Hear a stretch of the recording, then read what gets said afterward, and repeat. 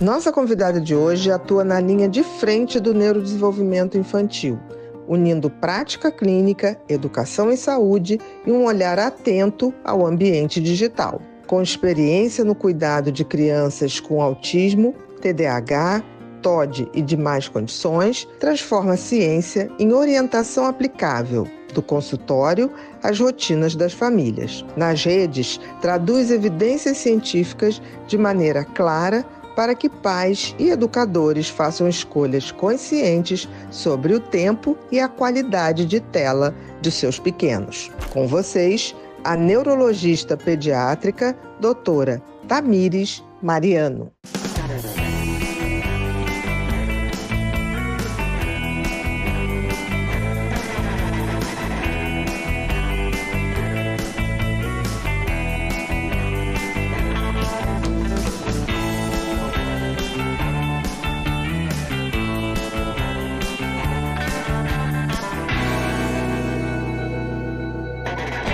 Olá, sejam todos muito bem-vindos a mais um episódio do Pod People, um lugar onde a gente se encontra para ver e ouvir gente. Gente que faz, gente que acontece, gente que inspira. A pergunta de hoje é simples: qual é a influência nas crianças do excesso de tela? Como é que isso faz com o cérebro infantil? E se esses cérebros fossem neurodivergentes? Piora, não piora? Pois é, você vai saber disso tudo hoje, porque a gente trouxe aqui para falar sobre isso a neurologista infantil Tamires Mariano. Tudo bom, minha querida? Tudo bem. Primeiro, quero te dar parabéns pelo seu Instagram. É muito bom, é informativo, tem informação de qualidade, tem coisa para o dia a dia, tem material muito cientificamente correto no sentido de os primeiros sons dos bebês, como é que a gente seleciona, que filme as crianças podem ver, que tipo de desenho. Muito bom mesmo. Obrigada. Tá? Não, eu que agradeço você estar aqui. Eu quero aprender mais com você, tá? Querida, para começar, por que medicina e por que dentro da medicina? Neurologia infantil. Eu nunca me imaginei fazendo outra coisa que não a medicina. E é muito engraçado porque de pequenininha, quando perguntavam o que eu queria ser, eu não respondia médica, eu respondia pediatra. Ah, então, já era pediatra. Eu sabia que eu queria fazer pediatria.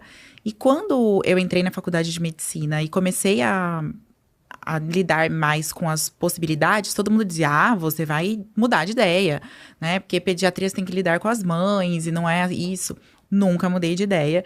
E eu já sabia que eu não queria ser pediatra geral, assim, pediatra de consultório, porque eu gostava de doença, gostava dessa parte. E eu tenho um primo que tem uma doença rara, chama AMI, amiotrofia espinhal. Ah, sim. Que é gravíssimo. Que é gravíssimo, isso. Né? Que é rara mesmo. Isso, é uma doença rara, grave, né, progressiva. E que quando ele nasceu, disseram pra gente que não tinha tratamento, não tinha o que fazer. Que esperasse pouco tempo de vida, né? Isso, que pouco tempo de vida, que ele não ia passar dos 3 anos. E hoje tá aí ele com 26, muito bem, obrigada. Legal. Trabalha, tem a vidinha dele, né, com as suas limitações, mas muito bem. E eu tinha muito essa ânsia de conseguir ajudá-lo, né? De poder fazer a diferença nessa parte das doenças raras. Daí, por isso, eu escolhi a neurologia infantil. Tanto que hoje, eu trabalho com doenças raras e sou uma das referências no Brasil dessa doença em específico. Assim, Da AMI. Da AMI. Meu Deus. Então, você resolveu, tipo assim, dentro do que existe mais difícil, eu quero o difícil do difícil. Isso. Mais ou menos isso. Porque trabalhar com raras é realmente um desafio, porque nós temos mais de 2.000 doenças raras, né? Então, eu trabalho no Hospital Infantil Albert Sabin, em Fortaleza, né? Que é a referência de doenças raras do estado do Ceará, pelo Ministério da Saúde mesmo, né? Portaria 199, é o centro de raras. Então, a gente recebe o estado inteiro e pacientes até de outros estados. E a gente tem pacientes lá que, assim, é o 3º caso daquela doença no mundo. Então, tem coisas bem desafiadoras. E a gente tem um volume muito grande dessa doença, que é a AMI em específico. Então, hoje, eu falo que é um propósito mesmo. Trabalhar com raras. Vai fazendo história, né? Isso. Porque você começa a ser portadora de notícias, de possibilidades para pessoas que não estão perdendo as esperanças. Exatamente. Né? E Para além disso, eu sempre gostei muito da parte de autismo, da parte de comportamento. E no consultório, por mais que eu seja uma referência em doenças raras, a maioria que chega são coisas relacionadas a comportamento. Que eu sempre gostei, desde a residência, sempre foi uma paixão, assim, tanto raras quanto o comportamento. E hoje eu consigo fazer as duas coisas, porque no hospital eu consigo fazer bem a parte de raras. Até porque o consultório fica mais difícil receber raras. Isso. Né? E comportamento, sim. E comportamento é a grande porta de entrada, né? E aí disso, né, dessa parte do comportamento e tudo que eu fui vendo, a necessidade de ir além e começar a comunicar sobre as telas. Porque o impacto disso dentro dos meus pacientes é muito grande. E aí eu falei, eu preciso que além do consultório, para além do consultório, os pais consigam entender realmente o quão prejudicial é o uso de telas para essas crianças que já têm algum tipo de atraso ou já têm algum transtorno. E aí, porque, por assim, isso... que as telas vieram para desorganizar o neurodesenvolvimento infantil, não tenha dúvida, né? Agora, quando você soma isso a uma criança neurodivergente, seja TOC, seja TOD, seja TDAH, seja TEA, TOD, a coisa piora muito, né? Porque você deixa de poder ter aquela possibilidade de fazer uma autossuficiência, que eu acho que para uma mãe, por exemplo, que tem um filho com TEA dentro do espectro autista, você poder deixar um filho autossuficiente, o mínimo, é a diferença de tudo. É o que elas mais querem. Sim, isso porque que um dia elas não estarão aqui. Quem vai olhar por eles? Né? O mínimo, porque quem vai olhar por eles já, entre aspas, vai ser um irmão, vai ser um tio, que em princípio fica mais fácil receber com uma autossuficiência básica de higiene, de alimentação, né? Então, isso é muito legal, porque assim, você faz um trabalho lindo no hospital, e só um hospital mesmo para receber doenças raras, e você também faz um trabalho de psicoeducação, né? Sim. Dentro do consultório, e esse teu consultório você resolveu trazer para as redes sociais. Digital, exatamente isso. E teve dúvida de fazer isso? Não tive dúvida. Que legal. Já era um desejo que eu tinha de usar o digital para alcançar mais famílias, né? E deu muito certo, assim. E hoje eu vejo que realmente eu consigo ajudar famílias que nunca conseguiriam chegar no consultório, por exemplo, né? Até de serem de outros estados ou pela condição financeira. Então, realmente... Não, pela condição de vida, né? Porque, assim, as pessoas falam muito, tem que aumentar o número de médicos. Ok, é deficiente. Neurologia infantil super deficiente. Psiquiatria infantil é super. Ainda, né? Por isso que a gente... hoje, eu tenho muitos... não atendo mais, mas os colegas que atendem, eu tenho como referência uma neurologista infantil. E não psiquiatra infantil, que a gente não consegue. Isso, é mais difícil achar o psiquiatra infantil do que o neuroinfantil. Que já é difícil. Então, assim, mesmo que o governo, vamos supor, abrisse concurso para 10 mil, não vai dar conta. Não dá conta. São muitas crianças que precisam. E no mundo inteiro. Então, achar que vai ter um sistema de saúde, pode ser o lugar mais rico do mundo, pode ser a Dinamarca, que não dá conta. Por isso que a psicoeducação é fundamental, porque às vezes uma mãe entendendo, um pai entendendo uma coisa, aquela mudança de comportamento já melhora uma criança, se não salva. 100%, e 60%, 70%, 80%, e isso significa uma mudança de paradigma. É isso, se cada coisa que a gente posta ali, né, se aquilo impactar uma família, já valeu a pena. Com certeza. Então... Porque isso é uma responsabilidade, né? Eu fico pensando, durante um tempo, as redes sociais não tinham praticamente médicos, e aí os médicos que iam falavam assim, isso aí não é lugar de médico. Onde é lugar de médico? Lugar de médico é informar. É informar, exatamente. Maior número de pessoas. É ali, né? Por exemplo, eu acho que Jesus foi super médico. Ele saía pelas ruas pregando. É isso Entendeu? mesmo. E eu acho que a informação, ela tem que ser para todos, né? E eu ainda sinto muito esse preconceito dentro da classe médica, principalmente dentro da minha sociedade, né? Assim, de neurologia infantil, que são poucas pessoas, tem um preconceito ainda em relação às redes sociais, mas as pessoas estão entendendo que elas precisam estar ali, porque se elas não estiverem, uma outra pessoa que não tem a formação adequada vai estar ali dando aquela informação, e muitas vezes uma informação equivocada. Exato, sem base científica, sem nada. Então assim, é uma responsabilidade. Isso, é uma responsabilidade muito grande, e as pessoas boas, que tem bagagem, que tem conteúdo, elas precisam passar isso pra frente. E a rede social é um jeito de fazer isso. Sim, é uma praça pública, né? Eu fico pensando, assim, se tivesse rede social na época de Platão, Sócrates, a gente ia levantar todo dia de manhã, vamos ver o que Sócrates tem para dizer hoje. Ia ser maravilhoso, né? Ia ser maravilhoso. Isso é uma praça, né? Uma grande praça, rede social, que dá para ser bem usada. Eu acho que dá para fazer grandes coisas. Porque tem gente que fala assim, mas você fala para uma pessoa que não vai ao seu consultório. Quem disse que precisa? E o objetivo não é esse. O objetivo é que aquela pessoa, tomada daquele conhecimento, possa melhorar o universo dela. Né? Agora, doenças raras, vai precisar. Não vai precisar de um suporte governamental mesmo, porque doenças raras você não consegue sozinha. Não, de jeito nenhum. Entendeu? Então, assim, que bacana, né? Que as pessoas estão acordando para isso e eu acho que está funcionando dessa maneira.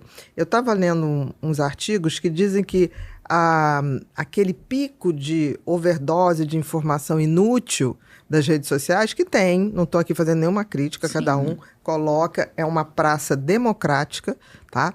Mas existem coisas do tipo, estou jantando isso, estou não sei o quê, estou não sei aonde. Fico olhando e falei, gente, eu me acho tão desinteressante para ficar postando o que eu estou fazendo. Porque todo mundo faz o que eu faço. A comidinha é tão básica, sabe? Então, assim, eu me vejo impelida a falar algo que eu acho que pode somar na vida da pessoa. E eu estava vendo que esse conteúdo, por conteúdo, tá em baixa muito grande. Exatamente. E o que está subindo são aqueles conteúdos que as pessoas estão vendo que agrega alguma coisa na vida delas. Então, eu acho que devagarzinho a gente está trazendo para as redes sociais uma função social mesmo. Não é social de, você é minha amiga, sou sua amiga. Não, é social de conteúdo. De trazer um conteúdo que agregue alguma coisa. Exatamente. Eu vejo esse movimento acontecendo também. E em todas as redes, né? Inclusive, até nas redes que são conhecidas por vídeos muito curtos e conteúdos, né, ali que não vão agregar, tem já uma busca por conteúdos de mais qualidade. Eu acho que as pessoas já saturaram mesmo. Elas já estão saturadas de ficar só ali no scroll, né? Rodando conteúdo que não agrega em nada. Exatamente. E aí já estão entendendo que eu posso buscar informações de qualidade dentro das redes sociais. Né? Você está falando isso? Eu estava outro dia voltando de São Paulo. E aí eu vim com meu filho e minha nora, ele, vamos de carro, vamos, tá bom, vamos. Aí fomos de carro que a gente vai parando, aí a gente parou num Starbucks, acho que na altura ali de Resende, alguma coisa assim. Aí eu só sei que eu tava lá, ele foi pegar, eu fiquei com a minha nora na mesa, aí ele foi pegar, não, deixa que eu pego as coisas. Aí, de repente entrou uma turma de colegial mesmo, todos vestidos, eram uns 40, 50, aquela invasão. Tipo, a sala inteira mesmo. Aí eu fiquei assim, quietinha, daqui a pouco um olhou pra mim e falou, a mulher dos psicopatas do TikTok. Menina, aquilo foi... Aí meu filho tava no caixa, veio correndo, o que é isso? Aí eu falei, vamos fazer assim, tira uma foto, tira. Tá, a mulher do psicopata. Não falou em nenhum momento meu nome, nada. Falei, tá. Aí eu fui, tirei com os 40, eram 48, depois, formou os 48. Mas não teve jeito, porque depois... Aí comigo, vamos fazer em duplas. Gente, por Acabou favor, que eu não comi, fui comendo no carro. No carro. Mas ao mesmo tempo eu falo, pô, que legal. Tá chegando. De alguma maneira, a informação tá chegando. Sobre psicopatia, sabe? Porque meu filho falou, pô, mãe, não sei o que, não deu pra comer. Falei, meu filho, pensa no lado oposto. Isso. Olha só, era ali, tinham 14 anos, no máximo. 15, no máximo. Então, assim, de alguma maneira, a gente tá plantando uma sementinha que vai ficar, assim, né? Então, isso eu acho muito legal. Com certeza. Nessa plataforma do TikTok, né, eu vejo que os comentários são muito diferentes dos comentários que vêm, né, no Instagram, por exemplo. Né, no TikTok ainda tem muita crítica aos meus conteúdos. Principalmente quando eu digo, esse desenho aqui não é adequado, troque por esse aqui, né? Esse jogo aqui não é bom. E daí eu recebo vários comentários do tipo, pare de falar isso, esse jogo é maravilhoso, eu cresci jogando isso. mas de alguma maneira aquilo fica. Porque a pessoa se incomodou a ponto de ir ali comentar. E daí, mesmo que ela continue jogando ou fazendo, ela vai pensar antes, principalmente quando for pro filho dela, né? Será que eu vou colocar mesmo esse conteúdo? Então, se ela reagiu, e se ela for uma pessoa interessada, ela vai falar, será que isso que a Tamires está falando procede? E vai dar Aí mais uma pesquisada. Vai no chat GPT, vai lá, papapá. Isso papapá, prejudica? Sim. Ele vai pensar. Porque assim, você fala uma coisa, você tem dois tipos de público. Que de imediato, nossa, precisava ouvir isso. Era isso, é isso que eu penso. E tem aquele que nada a ver. Ok, impactou todo mundo. É isso. Da mesma maneira. E não tomo como crítica, eu tomo como não é o momento daquela pessoa perceber. Isso. E tudo bem. E tudo bem, a exatamente. A gente respeita, né? Tem democracia até pra isso. Até pra isso. Pense diferente de mim, não tem problema. Só não me xinga. Mas pelo menos vai fazer a pessoa pensar. Eu acho isso. Pelo menos é um conteúdo que faz ela pensar e discordar. Porque ela parou. Porque hoje tudo é tão rápido e não agrega, né, aquilo que a gente estava falando, que a pessoa nem se dá o trabalho de pensar, de discordar, de digitar. Porque hoje as pessoas... Eu fico muito preocupada com isso, assim. A comunicação dessa nova geração. Porque além deles não falarem no telefone, isso nem se fala, não existe. Mas não. Até na hora de digitar, é tudo com emojis, as reações são com emojis, é tudo encurtado. E daí aquela pessoa nem fala, nem escreve aquela emoção que ela tá tentando passar ali na mensagem. E, obviamente, isso vai impactar muito quando ela tiver que elaborar, né? O que ela tá sentindo, a hora que ela tiver que ter uma conversa realmente. Eu fico muito preocupada. Se a gente lembrar que com o chat GPT tem criança que não faz mais trabalho, bota lá e cola... Não é que, porque, vamos supor, não é nem copia, né? Igual antes que a gente copiava, né? De algum lugar. Não. Exatamente. Cola.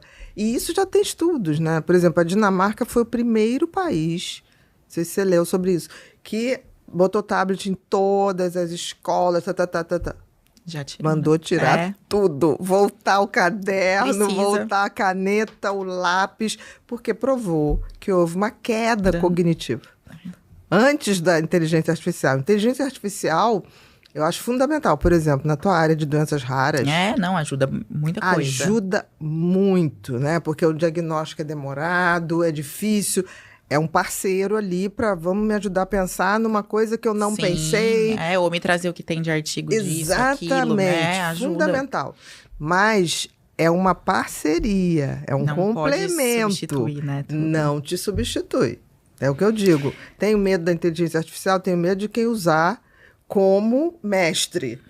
Mas acho que os grandes profissionais vão usar como parceria e vão sair na frente como diferencial de oferecer mais.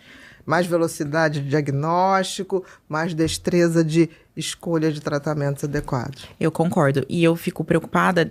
de novo, com a questão da comunicação, com o uso do chat, porque o pessoal que usa, principalmente os mais novos, essa nova geração, eles também deixam de perguntar coisas que você perguntaria, tipo, pra sua mãe, pra sua avó, tipo, vó, como que é essa receita tal, ou como que eu faço aquilo? Hoje eles perguntam tudo pro chat, então você vai minando cada vez mais a comunicação e a interação social. Isso me assusta muito. Entre gerações. Que é fundamental, porque o conhecimento é passado por afeto, é o que fica, é o que fixa.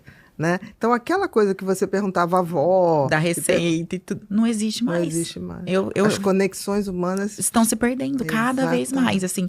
Então, eu fico fazendo essas reflexões e eu fico assustada mesmo do que vai ser dessa geração. Porque eu acho que as pessoas mais velhas têm já esse bom senso. Como a gente não cresceu com isso, você consegue moderar esse uso.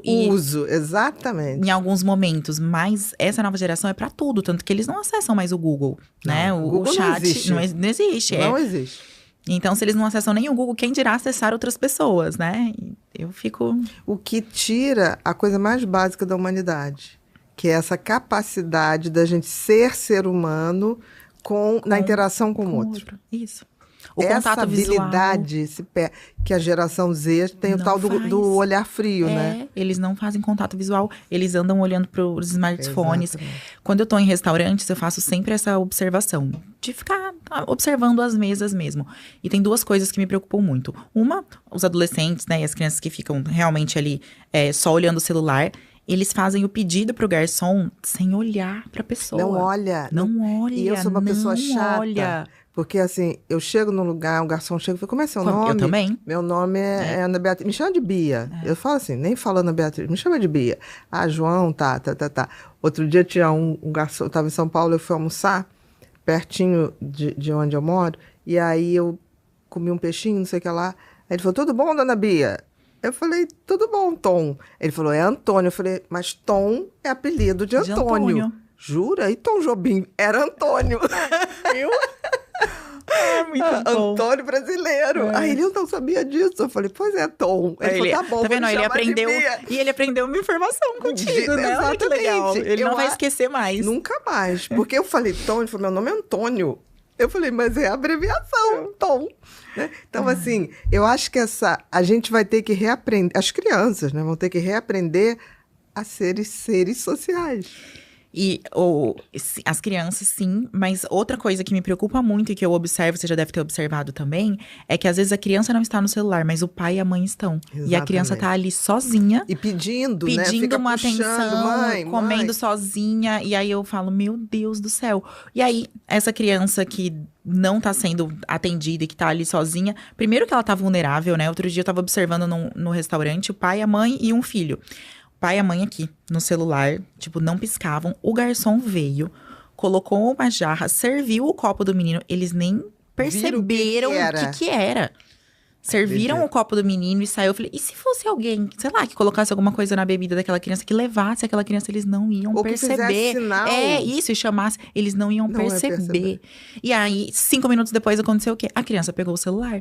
Então, a gente precisa também falar desse ponto, dos pais, qual é o papel dos pais nessa conexão, porque eu vou aprender a olhar pro garçom, a pedir, a conversar, vendo os meus pais fazerem. Só que se meus pais estão aqui no celular, é o novo normal, então eu vou fazer o quê?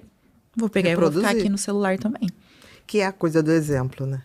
Não tem como. Não tem como. A gente vai falar muito de criança aqui, mas a gente precisa conscientizar os pais. E às vezes no consultório essa é até uma conversa difícil de ter, né? De falar, olha, mas quem dá o celular é você, olha, quem... né, deveria dar atenção ali e brincar com ele, ou colocar os limites, que é outra coisa que os pais não conseguem fazer. São vocês são os pais. É você que compra a comida errada, é você que dá o celular na mão dele, é você que deixa ele fazer isso, né? Criança precisa falar de comida é inacreditável. Eu outro dia estava no aeroporto, esperando para embarcar, aí tocou o celular, a mãe falou assim, não, mas qual o problema de você comer? Não. Ah, tá bom, faz o seguinte, eu tenho que embarcar. Pede no iFood. Aí ainda falou assim, mas não sei... Não, pode pedir, tá no meu cartão, pode pedir. Mas não demorou a argumentação, assim, não demorou um minuto. Né? Não, porque eu falei, não, qual o problema de você comer? Não sei o que estava falando, de repente era uma saladinha. Uma coisa... Alguma coisa saudável. Não, pode pedir, pede. Então, assim, filho... não é um investimento de curto prazo, é de longo prazo. E eu sempre digo, tenha filhos, mas se isso é um projeto de vida, dentro de um entendimento que você está criando alguém que também vai colaborar quando você não estiver mais aqui. Se você não tiver esse pensamento, não tenha. Porque você pode ter essa opção, sem problema nenhum. Né? Porque eu vejo que as pessoas estão tendo filhos, assim, porque todo mundo tem a idade de ter e ponto. Quando não é para investimento. Do tipo assim, ter um filho com alguém que tem muito dinheiro para garantir uma pensão, tem. Acontece. Até que são poucos, mas tem. Mas acontece. Acontece. E essa criança, ela já nasce sem identidade. Porque ela nasce com uma função que não é ser um ser humano.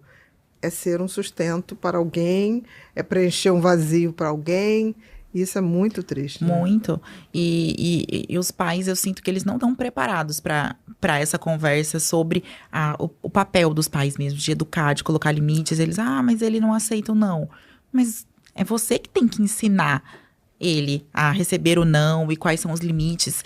E as pessoas confundem, porque, na verdade, a criança ter regras, limites, rotina, isso, para a criança, soa como proteção, como cuidado. Quando a criança tá solta, ela não tem horário para nada, ela pode tudo, ela se sente desamparada. É igual a gente, é muito bom você sair sabendo que tem alguém que se preocupa se você vai voltar, que que pergunta como Você tem você vai pra onde voltar, você tem voltar. pra onde voltar. Isso dá segurança pra gente, você se sente amado, protegido. A criança mais ainda, né? Então, as pessoas parece que essa questão da educação positiva e de deixar a criança, né, ter voz, elas levaram realmente muito ao pé da letra, e aí eu deixo Aí é a o criança... extremo, né? É o extremo, e Ela não. decide. Ela decide, ela faz o que ela quer na hora que ela quer. Não, Eu gente, não não vou pode mais ser assim. ajudar, ver se fez dever de casa ou não. Aí você fala, quantos anos tem seu filho? 8. Falei, já desistiu? Com 8 anos? Na faculdade, Eu não vou ajudar. até o segundo ano, na faculdade, meu pai checava meu boletim. Depois do segundo ano, que só tinha nota muito boa, ele disse, não, filha, tudo bem. Agora não desanda mais. Exato, agora. Mas até na faculdade, o meu pai pedia Acredito. pra checar. Porque em casa, a educação sempre foi algo que... colocado Vi como pela sua prioridade, mãe, vi pela percebeu, né? Silvia, a Silvia. Então, e as pessoas, é isso, assim, não, eu não vou fazer, eu não checo. Mas quem que faz a tarefa com ele? É no reforço. Hoje as pessoas pagam reforço pra fazer a tarefa com os filhos, porque elas não querem Também você tem que acompanhar esse reforço. Até para ver se o investimento que você está fazendo está surtindo efeito. Em algum momento você tem que sentar para ver como é que ela está entendendo o que está sendo dado, até no reforço. Até no reforço. É impressionante isso, né? É. Agora, Tamires, o que você mais recebe no consultório hoje? Hoje, no consultório, as maiores demandas, né, são da parte de comportamento, principalmente atraso de fala. Atraso de fala. Atraso de fala. Uhum. Atraso de fala, que é algo que muitas vezes está relacionado ao uso excessivo de telas na idade em que a criança não deveria assistir nada de tela, que é de 0 aos 2 anos. De 0 a 2, zero. Nada, zero. Uhum. É zero. E as pessoas dão, né? Assim, a criança sentou, já começa a colocar a tela.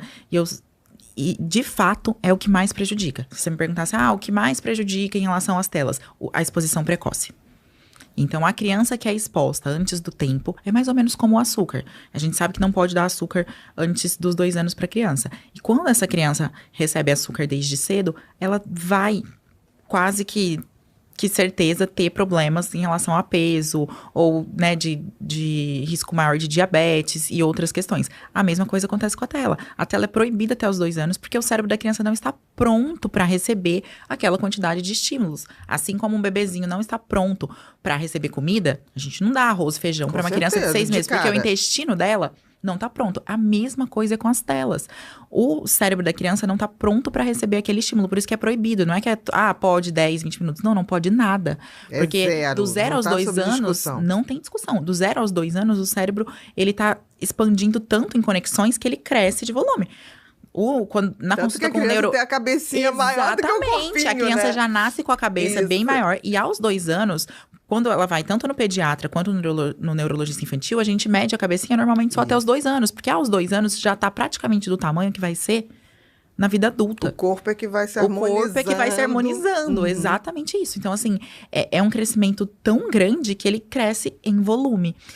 E nessa fase, quanto mais a criança for exposta, maiores são os prejuízos. E aí, o que acontece? Se eu tenho uma criança com uma predisposição genética para ter algum transtorno neuropsiquiátrico ou do neurodesenvolvimento, e eu exponho essa criança às telas nessa fase, aí é onde eu tenho os maiores prejuízos. Porque a tela não causa autismo. Isso os estudos já comprovaram. Não é mas a causa. Não é a causa. Mas naquele que tem uma predisposição e é exposto antes do tempo, é como se ele intensificasse. E em alguns casos até simula.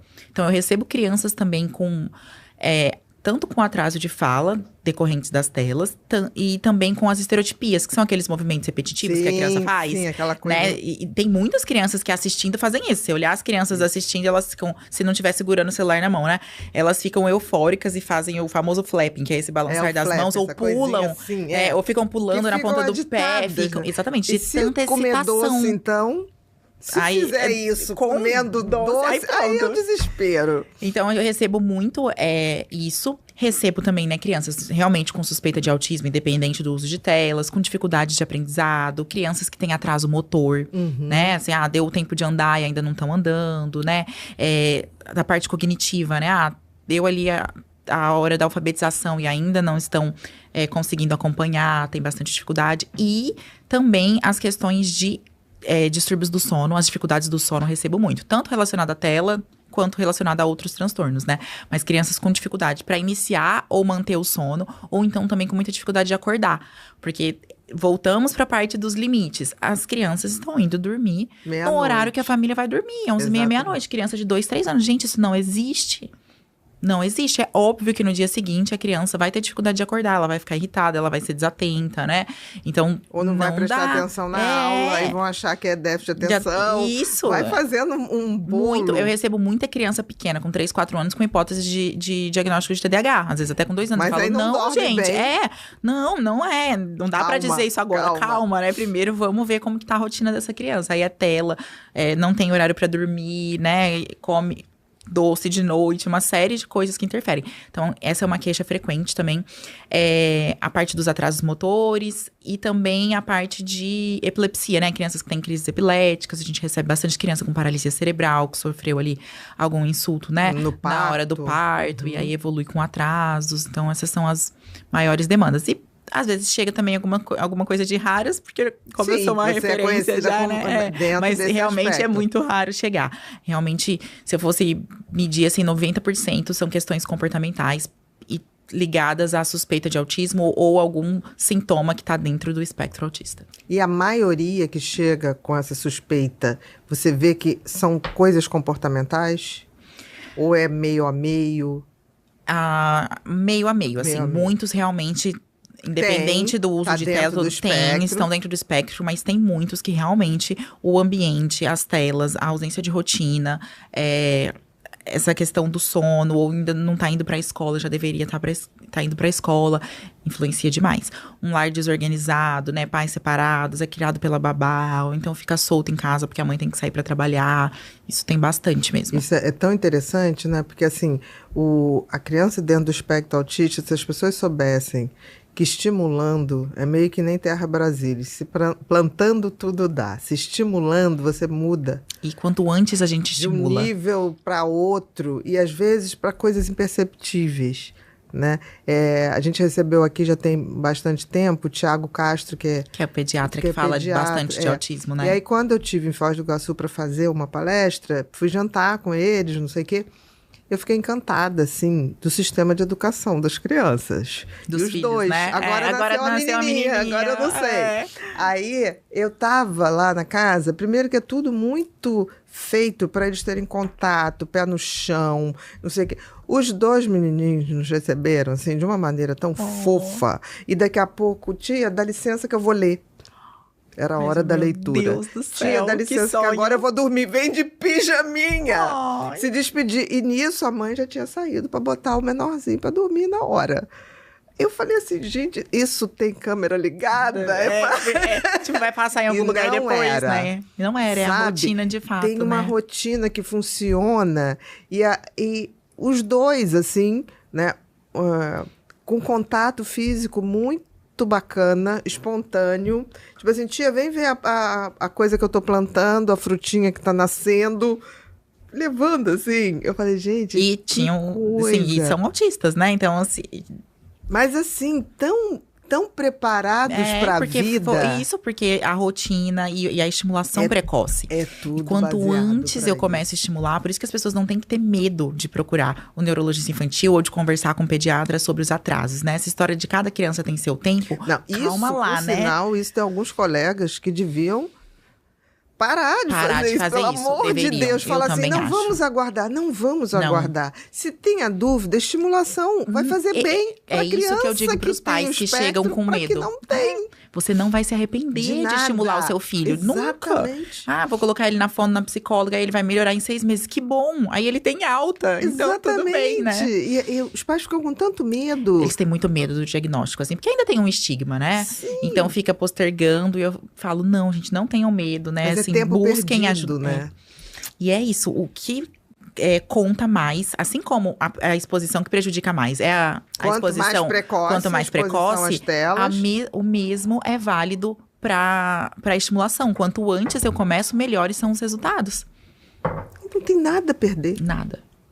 Por exemplo, crianças que demoram a falar, né? Você vê que entende tudo, né? A criança começa a falar com 1 ano e pouquinho. Isso, com 1 aninho já é pra ela estar falando pelo menos 2, 3 palavrinhas ali. Pelo menos o papá, a mamã, a água, com intenção. Com intenção, direcionado. Eu sei o que ele quer. Mamãe, né? Mamãe é a mamãe, papai é o papai, Não é água mamãe, é água pra todo mundo. Que aparece. Exatamente. Umas 2, 3 palavras. Qual o limite dela não falar, apesar dela se comunicar? O ideal é que isso, com 1 ano e meio no máximo, você já esteja procurando ajuda. Mas ideal mesmo, se com 1 ano ela entende tudo e ainda não tá verbalizando, já deveria Tá procurar estimulando. isso, procurar ajuda e estimular. Mas ali 1 ano e meio, essa história de 2 anos é muito tempo. Não dá pra esperar até os 2 anos. Eu também acho. E tem muita literatura, inclusive, ainda, quando você vai, né, buscar, que fala que dá pra esperar até os 2 anos. Mas lembra que a gente falou que até os 2 anos é quando o cérebro cresce, boom, né? inclusive em volume? Então, tudo que eu estimular antes dos 2 anos vai ter um resultado melhor do que o que eu fizer depois. É verdade, eu tenho uma sensação assim, que até 2 anos é a infância da infância. Entre 2 e 5, a gente tem uma adolescênciazinha da infância. Acontece, isso. tem. Porque eu vejo, sim. assim... Eles começam a questionar, a não querer comer, a não querer comer determinadas coisas, né? A roupa. Entre 2 e 5, é tipo assim, não vou com essa roupa. Mas isso é uma coisa boa, porque quanto maior a autonomia e essa questão de opinião, normalmente melhor é o QI da criança. A criança, quanto mais inteligente ela é, mais ela questiona sobre... Mais ela faz a subjetividade. Exatamente. Ela é ela. E isso é muito bom. Então, eu falo isso para os pais. É algo que a gente deve estimular, na verdade, ao invés de tentar inibir, né? Deixa ela escolher, deixa ela opinar sobre o que ela quer comer, o que ela quer vestir, né? Lógico. Lembrando da questão dos limites e que quem é o pai e a mãe sim, mas, por são exemplo, eles, né? Você vai dar um passeio. Aí a criança encanou que quer ir de Homem-Aranha. Tudo bem, Deixa não faz ela ir de Homem-Aranha, Homem-Aranha, concordo. Você Deixa vai ela ir de andar na Homem-Aranha. lagoa, vai Isso. brincar. Ela Qual o pode ir de problema? Homem-Aranha, exatamente. Se for um casamento, mesmo assim, você pode botar o Homem-Aranha e um blazerzinho por cima. Mas tirando essas coisas hiperformais, eu Se sou não super for a favor o dela. daminho, a daminha, Pronto. não tem problema, né? Ela é uma criança, né? Igual que querer tirar o sapato, né? Às vezes os pais ficam, deixa pisar no chão. Se soubessem os benefícios que isso traz pra parte sensorial, né? O ground, então, né? Aquela coisa do contato ali com a natureza, né? Não ter esse medo, né? Eu vejo mãe falando assim, não pode pegar chuva. Deixa pegar chuva. Né? Ainda mais se você tem um quintalzinho, deixa. Um cheirinho de chuva, deixa. E as crianças de hoje em dia... É como, antigamente a gente falava, né? A criança de apartamento, né? E a criança criada em casa, na rua, que foi como eu fui criada, por exemplo, né? Com os vizinhos brincando na rua. Hoje não existe mais isso, porque mesmo quem mora em casa, em condomínio, tudo é perigoso. E realmente, as coisas mudaram, né? É no Brasil. Porque tem gente que fala assim, Rio de Janeiro, gente, não, São Paulo, tá um horror. Fortaleza. Fortaleza. Eu dei 3 palestras em Fortaleza no passado, e eu chego toda animadinha. O pessoal já, tipo, super perigoso, aí cuidado. Eu falo assim, eu vou deixar mais, vou dar uma voltinha. Não. A senhora vai dar voltinha aonde? Eu falei, mas eu não posso ir andando? Não pode não. Eu falei, gente... Tá muito perigoso. Muito perigoso. O único lugar que eu fui no Nordeste ano passado, que as pessoas falam, vá sim, João Pessoa. Não, lá é muito bom. Qualidade de vida é muito boa, é mais eu fiquei seguro. impressionada. João Pessoa é muito legal. Andei pra lá, andei pra cá, na orla. Depois aluguei um carro, vai pra cá, vai pra... Né? Mas assim, Fortaleza me apavoraram um pouco. Tá muito perigoso, perigoso. Mas é geral. Maranhão, a última vez que eu fui em São Luís dar uma palestra, Tamires, aconteceu uma coisa. O chofer me pegou, foi até do Ministério Público, me pegou no aeroporto, aí de repente a gente passou ali pelo centro histórico, aí ele parou e começou a dar um dinheiro. Eu falei, o que é isso? Não, é o pedágio do tráfico. Uma cambada de zumbi usando crack e tinha que dar dinheiro para passar, senão arrebentava o carro. Eu falei, jura? Eu não tinha visto desta forma. Desta forma, né? Eu fiquei assim. Agora disse que revitalizaram lá, não sei, mas me espantou. Fortaleza tá tomada pelas facções. Sim, o Brasil, né? Infelizmente. Muito triste. É triste. Isso influi também nas crianças, porque aí você não pode deixar brincar na rua. É como se todas fossem criadas em apartamento hoje em dia. Então, toda experiência que você puder proporcionar pro seu filho de contato, igual a gente tava falando, de brincar na chuva, de pisar no chão, você tem que deixar. Porque a gente já não consegue proporcionar as experiências que nós tivemos. De brincar na rua, desse brincar livre, do tipo, da mãe gritar no portão, né? Vem comer, não sei o quê. O menino tá lá pra rua, tá na casa do vizinho. Isso não pode mesmo mais hoje. Jogar queimado. Isso realmente não pode hoje. Então, toda oportunidade que tiver, né? Da criança ser criança e ter contato com a natureza, com o chão, tem que deixar. Porque isso é fundamental. Né?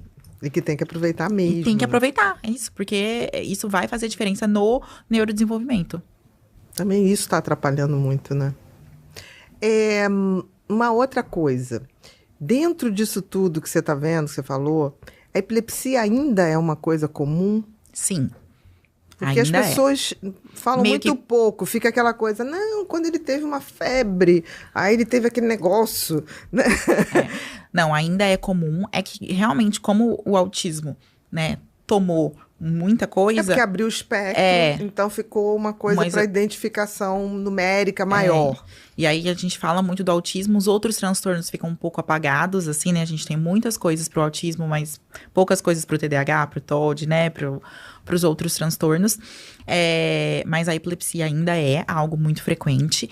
E ela, inclusive, assim, as crianças com TEA têm 30 vezes mais chance de ter né? Epilepsia. Isso. Exatamente, convulsões. Então, assim... Quanto mais grave, né, o nível do autismo, é isso? Ou não? Não tem uma relação. Não tem uma relação com gravidade. Não tem uma relação com a gravidade. Eles são mais propensos mesmo, porque eles têm mais chance de ter as descargas elétricas ali, né, do cérebro. E aí, isso, em algum momento, desencadear uma crise convulsiva. Que pode ser provocada por uma infecção, quer dizer, o gatilho, digamos assim. Pode. Essa crise com febre, que a gente chama de crise febril, que acontece até os 5 anos... Pode acontecer. Pode acontecer desde de poucos meses de vida até os 5 anos. Ela não preocupa tanto o neurologista infantil, porque de fato ela é mais benigna, apesar de ser horrível, porque quando a criança tem aquela crise generalizada, aquela de se debater, de perder a consciência, do olhinho revirar, de babar, às vezes até de fazer xixi, né, ou cocô ou evacuar. Isso acontece mesmo. E ela pode demorar minutos, tem que ir pro hospital muitas vezes, né? Então ela é assustadora. Mas, né, pela fisiopatologia dela, ela cessa aos 5 anos, e aí a criança nunca mais vai ter, então algo que... Se for só com muitas vão ter uma vez, de temperatura e nunca mais. E nunca mais. E a maioria vai ter uma vez, no máximo 2 vezes, tanto que é a partir da 3ª crise que a gente opta por medicar. Entendi. Seja uma medicação todo dia para evitar ter, ou o que a gente usa hoje muito, que é uma medicação profilática. Quando a criança começa a adoecer, a gente dá, porque as pessoas confundem, não é a temperatura, é a velocidade com que a temperatura sobe. Então, eu posso ter uma febre de 39, que eu não vou ter nada, e uma de 37,5. Devagarzinho. Isso, e um 37,5, que pode fazer a criança convulsionar então, é a velocidade de subida que causa a crise convulsiva febril. É como se fosse um choque térmico. Isso. E isso é o que... Então, assim, quando a criança tem a primeira vez, a gente já orienta os pais a isso. Começou a adoecer, você já fica... ele tá meio molinho ali, nariz começou a escorrer, alguma coisa, você já fica de olho. Aí, na criança que já teve, a gente às vezes já começa a medicar com uma medicação, um benzodiazepínico, né? Nesses dias em que ela tá doentinha. Pra prevenir que ela não tenha. E os pais também, a gente orienta a ficar de olho. E qualquer coisa, até medicar um pouquinho antes de ser febre. Que inclusive mudou recentemente, né? Agora 37,5, que antes era febril, agora é febre. A partir de 37,5 já é considerado febre. Antes era 37,8. Isso mudou recente, esse ano. Agora é 37,5. Isso já é uma forma também da gente prevenir um pouco disso. Porque daí a gente já medica mais cedo. Porque antes ficava naquela história, espera subir. 37,8. Exatamente. Mas se tá 37,5, com certeza vai subir. E aí, como realmente a velocidade que interfere... a gente retarda, né? Essa e a crise mais comum é essa mesmo. É a crise convulsiva febril, que é autolimitada e normalmente benigna. O perigo, logicamente, é nessa crise forte. Se a criança se engasgar, se a criança bater a cabeça, é mais nesse sentido. Mas não a patologia, assim, de evolução. E aí, a gente tem outras crises que são muito comuns na infância, que também são um pouco negligenciadas. Que eu acho que por isso que a gente precisa falar. Para que isso se propague, né? A gente tem o que antigamente era chamado de epilepsia rolândica, né? Que hoje a gente chama de epilepsia rolândica. Rolândica. Que hoje a gente chama de epilepsia centrotemporal. pela localização que ela afeta no cérebro, né? Assim, centro temporal. Que ela também é considerada dentro desse grupo de autolimitada e meio benigna, mas ela é muito frequente e ela pode impactar no aprendizado da criança. E essas crises, elas acontecem normalmente no período da noite ou ao acordar ali, e às vezes a criança só começa a embolar a boca pra falar, puxa um pouquinho, começa meio que com uma crise focal. Às vezes chega na generalizada. Quando chega mas começa com essa focal, onde a criança tá consciente ali, ela não consegue falar direito, a boca repuxa um pouco, mexe, é uma coisa meio esquisita, mas ela tá ali consciente, volta, os pais não dão muita atenção. E aí, se eu não identifico, e ela continua tendo essas descargas elétricas focais, uma hora generaliza. Aí é quando eles assustam. Aí tem aquela forte, aí vai pro hospital e tudo acaba chegando no neurologista infantil. E aí a gente muitas vezes opta mesmo por medicar, sabendo que isso também pode influenciar no desempenho acadêmico. Essa seria a segunda mais comum depois da febril, né? E aí outra que eu acho importante a gente falar é a crise de ausência. Sim. Né? Essa é muito comum também e eu vejo que é muito negligenciada. Antigamente se falava pequeno mal. Grande mal, pequeno mal. Isso não importa. Hoje a gente não fala mais não usa assim, esse termo. E a crise de ausência, eu acho que ela é negligenciada hoje por uma coisa que a gente estava conversando. As pessoas não olham mais. Então, o pai e a mãe não observam, e nem o professor. O professor tá tendo que dar conta ali de muitas coisas. E o pai e a mãe, como estão sempre olhando pro seu próprio celular, podem não perceber. Aquela hora que a criança dá aquela paradinha. É muito rápido, são segundos, assim. Desconecta, né? A crise de ausência clássica, elas são segundos. Tipo, 10 segundos. A criança tá falando, aí ela para. Aí, de repente, ela dá uma piscadinha e volta. Como se nada tivesse acontecido. E ela meio que não... E ela não lembra. Porque apesar da crise de ausência ser breve, a descarga no cérebro é generalizada. Por isso que ela é tão perigosa. Diferente da que a gente tava falando da rolândica, que ela é sem temporal, que ela é focal, eu tô ali consciente, realmente é uma descargazinha focal. Deu um choquinho aqui só nessa parte. Quando eu tenho essa de ausência, o choque é no cérebro todo. Mas não manifesta Ele manifesta só, assim, essa de ausência. Só que com o tempo, se eu ficar tendo várias, por isso a importância dos pais... Ela evolui pra grande. Pra pegar e aí, toda a musculatura. Muito grande, exatamente. E aí a criança pode ter uma crise muito forte, difícil ali de controlar, né? E a crise de ausência, ela impacta muito no aprendizado. Com certeza. Imagina na sala de aula. A maioria das minhas crianças chegam com queixa, que tem diagnóstico de crise de ausência. Elas chegam por dificuldade de aprendizado. E aí, elas apagam, isso, né? Por isso que a gente não precisa pedir o eletroencefalograma, que é o exame que vê essa parte elétrica do cérebro, para autismo, TDAH, etc. Se tiver alguma história familiar para isso. Mas nas dificuldades de aprendizado, dependendo do que você sente ali, né, na consulta, se não tem tantas características de um TDAH ou de alguma coisa mais específica, vale a pena, sim, a gente solicitar um eletroencefalograma para ver se essa criança não está tendo crise de ausência, já que, como a gente falou hoje, pouco se olha para ela, é muito rápido. São segundos, só que ela começa a ter várias dessas por segundo. Entendi, mas eu tava pensando aqui, porque, por exemplo, quando a gente quer saber se a pessoa tem uma arritmia, a gente pede o Holter, que é aquela coisa de 24 horas. A gente tem o mapeamento cerebral que possa ser feito de 24 horas? Só que a gente reserva esse para casos mais difíceis, onde a gente tem dúvida se todos os movimentos que a criança faz são crises ou não, que aí a gente chama de videoeletroencefalograma. Porque daí a criança fica com os eletrodozinhos lá para fazer o exame. Ele é feito por pelo menos 12 horas. Eu posso fazer o de 12 ou de 24 horas. E ela fica sendo filmada pra gente ter certeza que aquele movimento é crise ou não. Mas para uma suspeita de crise de ausência ou da epilepsia rolândica, né, que é a centrotemporal, um eletro simples, bem feito, já é o suficiente. Já é suficiente. E aí tem 2 testes que a gente faz. O da fotoestimulação, que a gente pede no exame, né, que é o da fotoestimulação, que aí fica jogando as luzinhas, e o da hiperventilação, porque a crise, que é ficar assoprando ali, porque a crise de ausência, ela é ativada quando eu faço hiperventilação? Quando eu hiperventilo. Entendi. Então, um simples bem feito. A tela funciona como uma estimulação. Por isso que a gente tem um aumento, né? Principalmente pós-pandemia, a gente teve um aumento de procura, né, no consultório com crianças com crise epilética e tiques. Porque os tiques também se intensificam pelo uso de telas.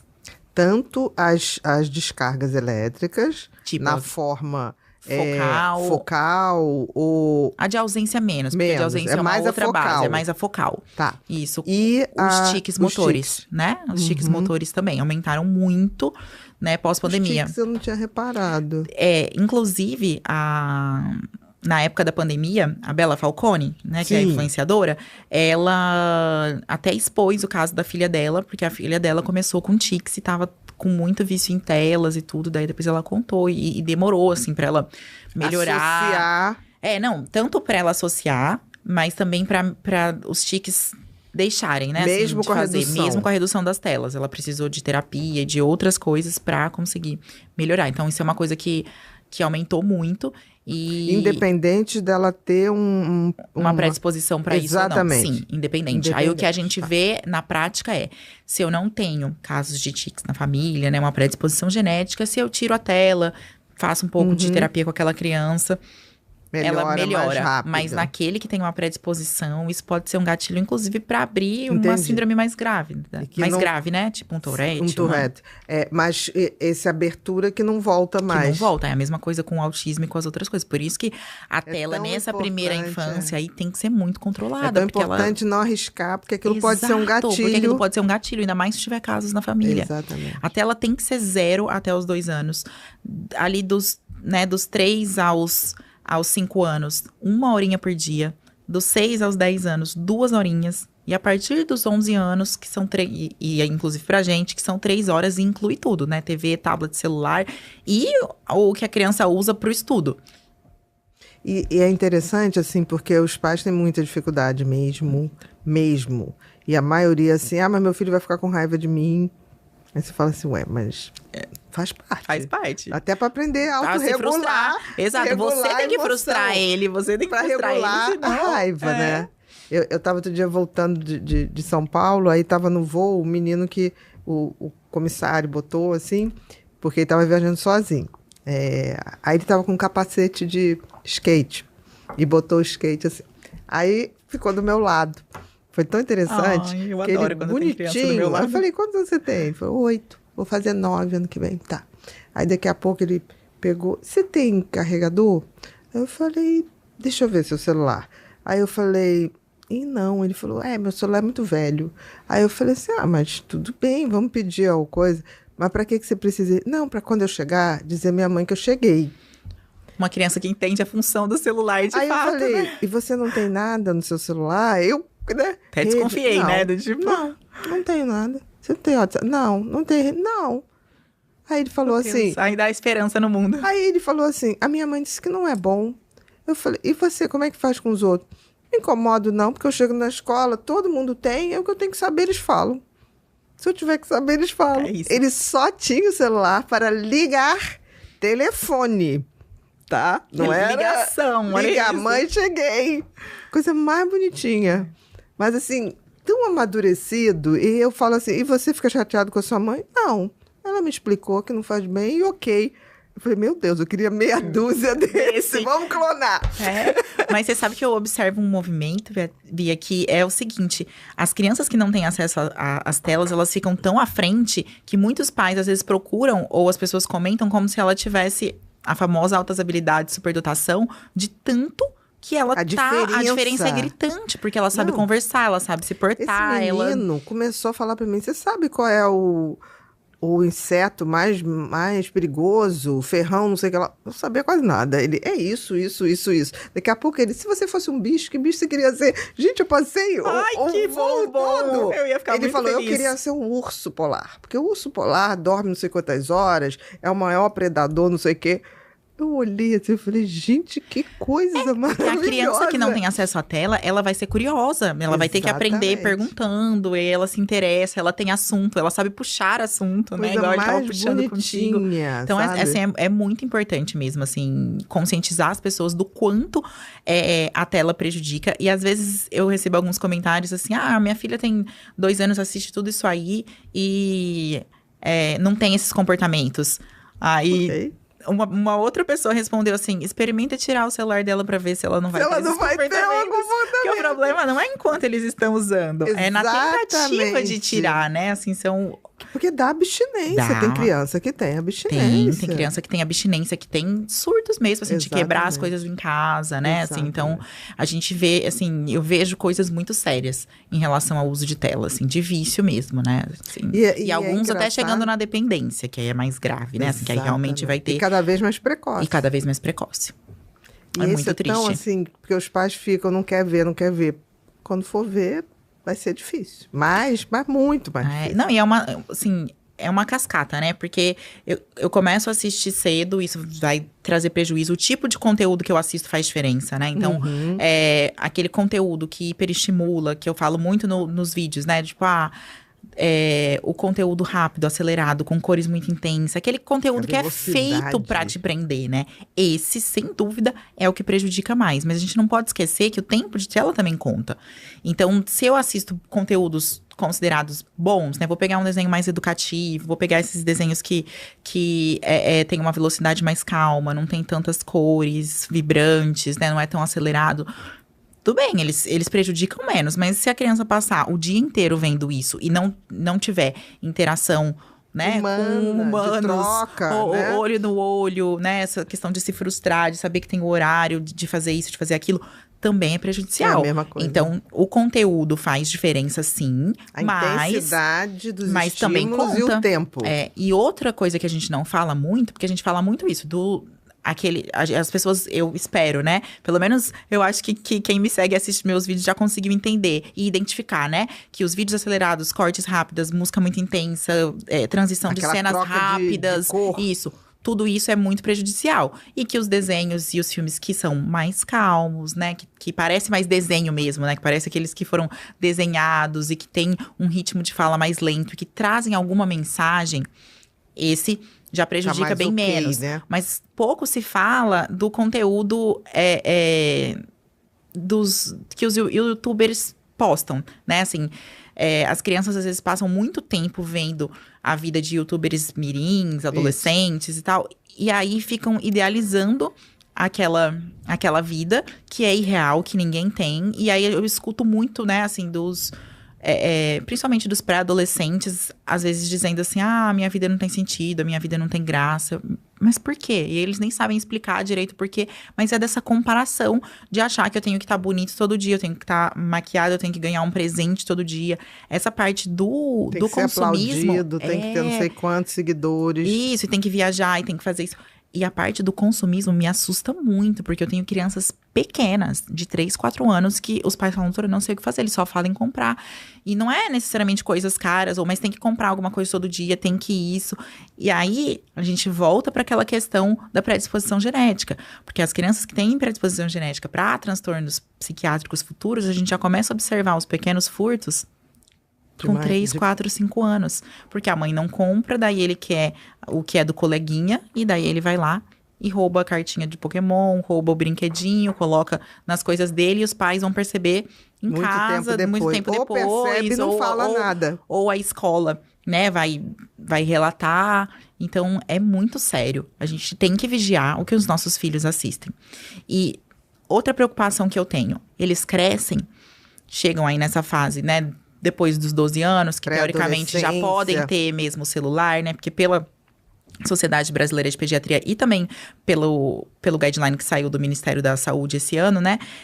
Do governo federal, com as diretrizes, ele seguiu muito parecido com o que a Sociedade Brasileira de Pediatria publicou, que são essa quantidade de horas que eu falei, né? De 0, depois 1, isso. Depois 1 hora, depois 2 horas, depois 3 horas. E 12 anos para ter o celular mesmo.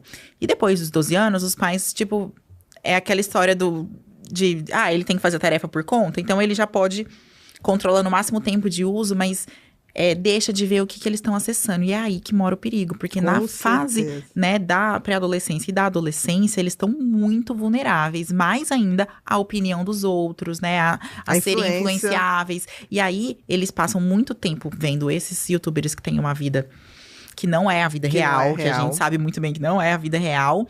E também em jogos, em plataformas que tem conversas, e aí essa história do nudes e não sei o quê. Então, tem muitos... Infiltrado por uma opção de pessoas que se fingem de adolescente, não são. E aí, isso pode ser uma tragédia na vida da criança. Até os pais saberem, só vão saber quando ele já estiver em depressão, quando já estiver se mutilando, né? E aí você vai buscar a raiz do problema, e é algo que aconteceu ali no digital. Sim, mas isso é uma coisa que os pais, se forem dar, eu acho que antes de 16 não devem dar. Mas se forem dar 12... Como você está falando aí da associação, tem que estar com aplicativos que proíbem esse tipo de Sim, e não coisa. pode ter acesso à rede social. Exatamente. Porque a ideia é essa, 12 anos, né, pra ter o celular, pra poder sair de casa com celulares, comunicar, ter ali alguma coisa. Mas o acesso às redes sociais, eu concordo, tem que ser 16 anos. Porque se afeta a gente, né? E assim, olhe às vezes lá, a gente né? fica... A gente fica pensando... Outro dia eu recebi um comentário da minha sobrancelha, e vários num post, e eu tenho a minha autoestima muito boa, inclusive eu gosto da minha sobrancelha penteada pra cima, né? Eu pago pra ela ficar assim, né? Não, Minha, sua, e é algo que eu gosto, e a minha autoestima é muito boa, eu não me acho feia. E os comentários bem pesados, inclusive de psicólogas, num vídeo que era isso, informativo, que não tinha, né? Mexeram comigo. Aí eu falei, gente, o que isso aqui é capaz de fazer com um adolescente que tá buscando sua identidade, que ainda não aceita várias coisas. Então, assim, um comentário, ele tem um poder mesmo. Não, e pra gente que é adulto, aquilo pode dar uma coisa, você fala, não, mas peraí. Sim, exato. Aí você tem aquela coisa do filtro. Não, e deixa pra lá. Né? Ok, eu sempre digo, tem gente que fala assim, eu queria que você falasse aquilo outro.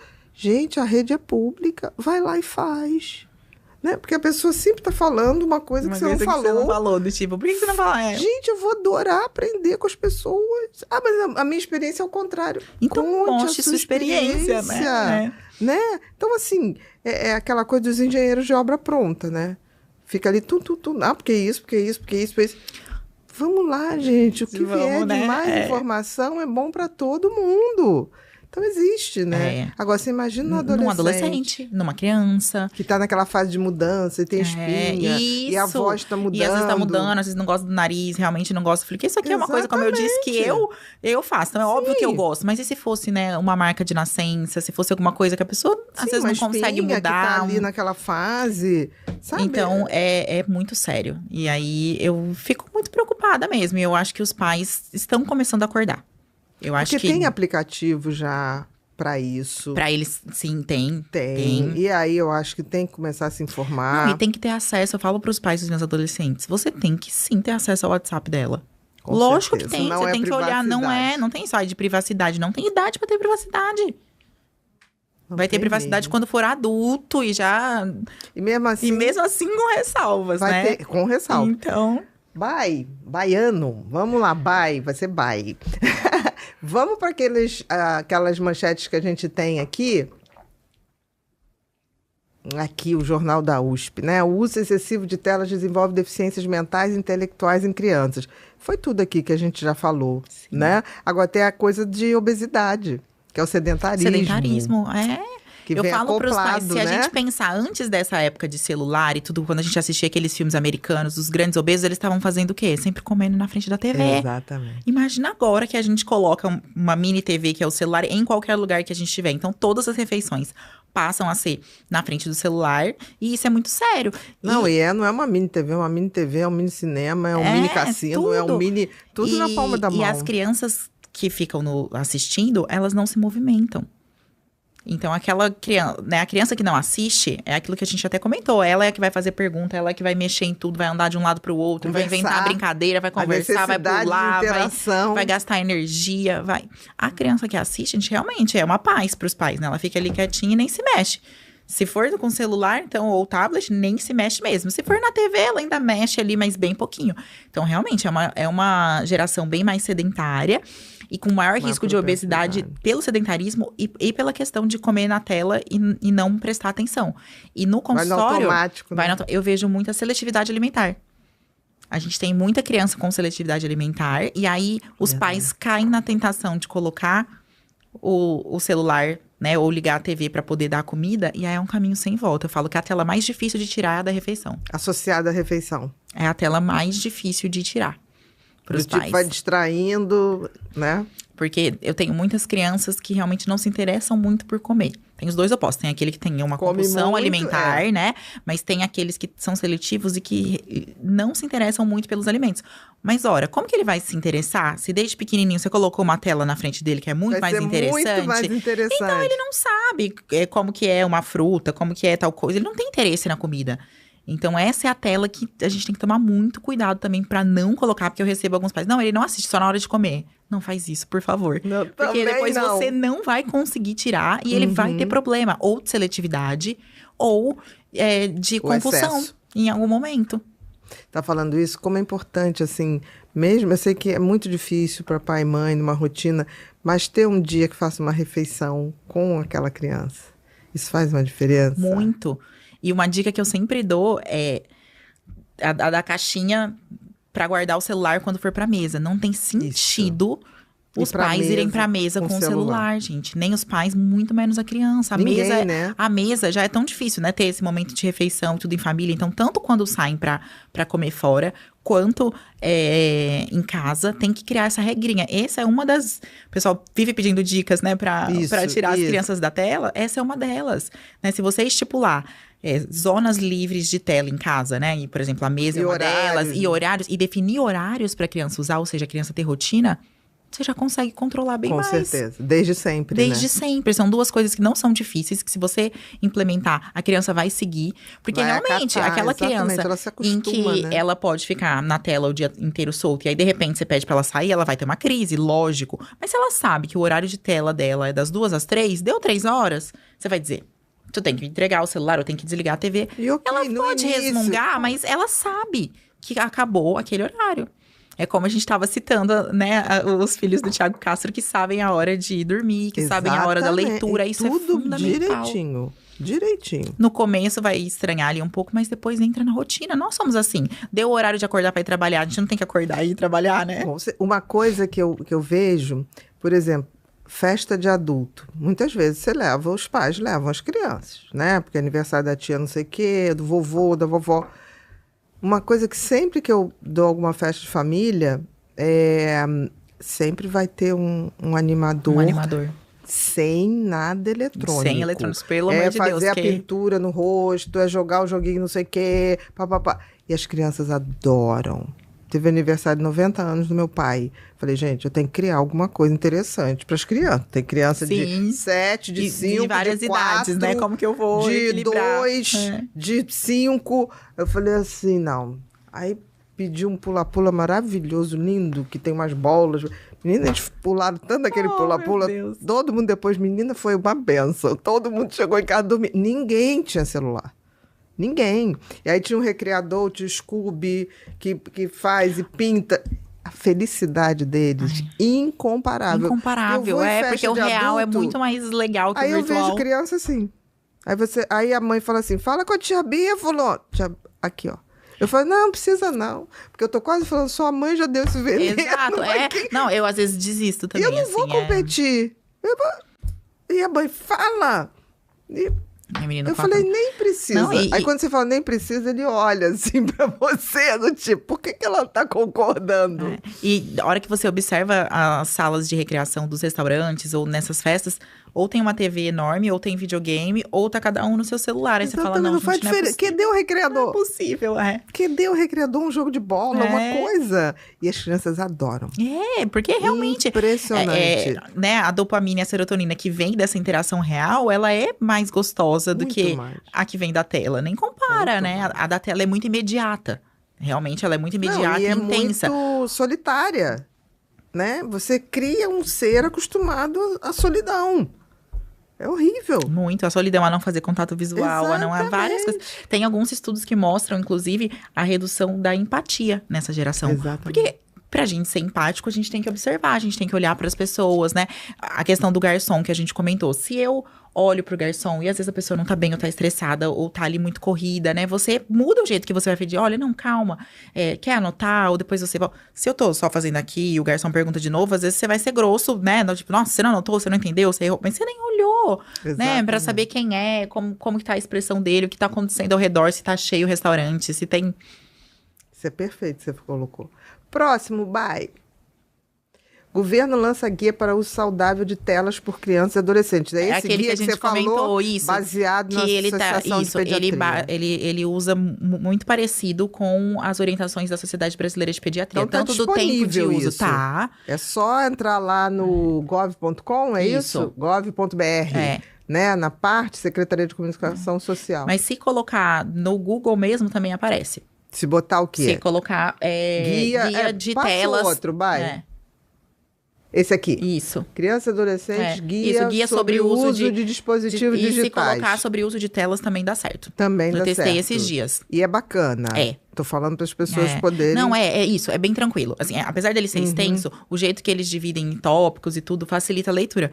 Porque aí temos outro ponto, né? Nem nós, adultos, estamos mais dispostos a ler textos longos. Imagina as crianças, né? Não vão, né? Aí você tem que fazer uma animação. Exato. Aí até o texto longo, ele tem que ter emojis, ele tem que ter, né, ali os... Tem que ter umas coisinhas. Agora, as crianças têm uma coisa. Pelo menos dentro da minha família, as crianças pequenas têm sede de leitura. Porque foi acostumada, assim... Isso. Leitura é Sabe hábito. aquele clubezinho infantil de leitura? Da leiturinha? Sei. Primeira criança... Eu presentei as pessoas da minha família com ele também. A primeira sobrinha neta, quando nasceu, papapá, todo mundo era livrinho. Esta menina, tá com 7 anos agora, outro dia, Titi, não posso falar com você, que eu estou lendo, porque meu desafio esse mês é ler 4 livros. Ai, meu Deus, fora da escola. Orgulho. Quando você fala assim, o que você quer? Eu quero um livro, não sei o que, não sei o que lá, não sei o que lá.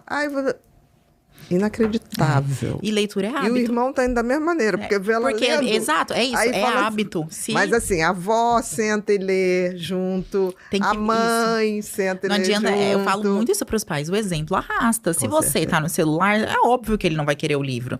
Se você não lê, se você... Aí os pais, não, eu tomo refrigerante, mas não dou pra ele. Daqui a pouco ele vai querer, é óbvio, né? Então, assim, o exemplo arrasta muito. Era que nem pais, assim, que fumavam. E eu falava assim, não quero que você fume. Aí a criança falava, tia, mas ele fuma. Não, eu falei, não, mas não é pra beber. E aí o pai bebendo, né, todo Exatamente, não jogue pela janela. O pai vai ao jogo, fica pega nervoso, a latinha, pá. Tem, gente. Aí é o preço de ser pai e mãe. Não tem jeito. Não tem. Né? Tem que ver. Próximo, Bai. Não. Agora a gente vai pro Repórter Pipinho, Bai. Então bom. Tá.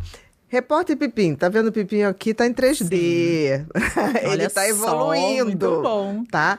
O Pipinho é o símbolo do Pod People. Ele é um cérebro super feliz, carioca, tá sempre de bonezinho, óculos escuro. E ele tem uma coisa, ele só tem headphone.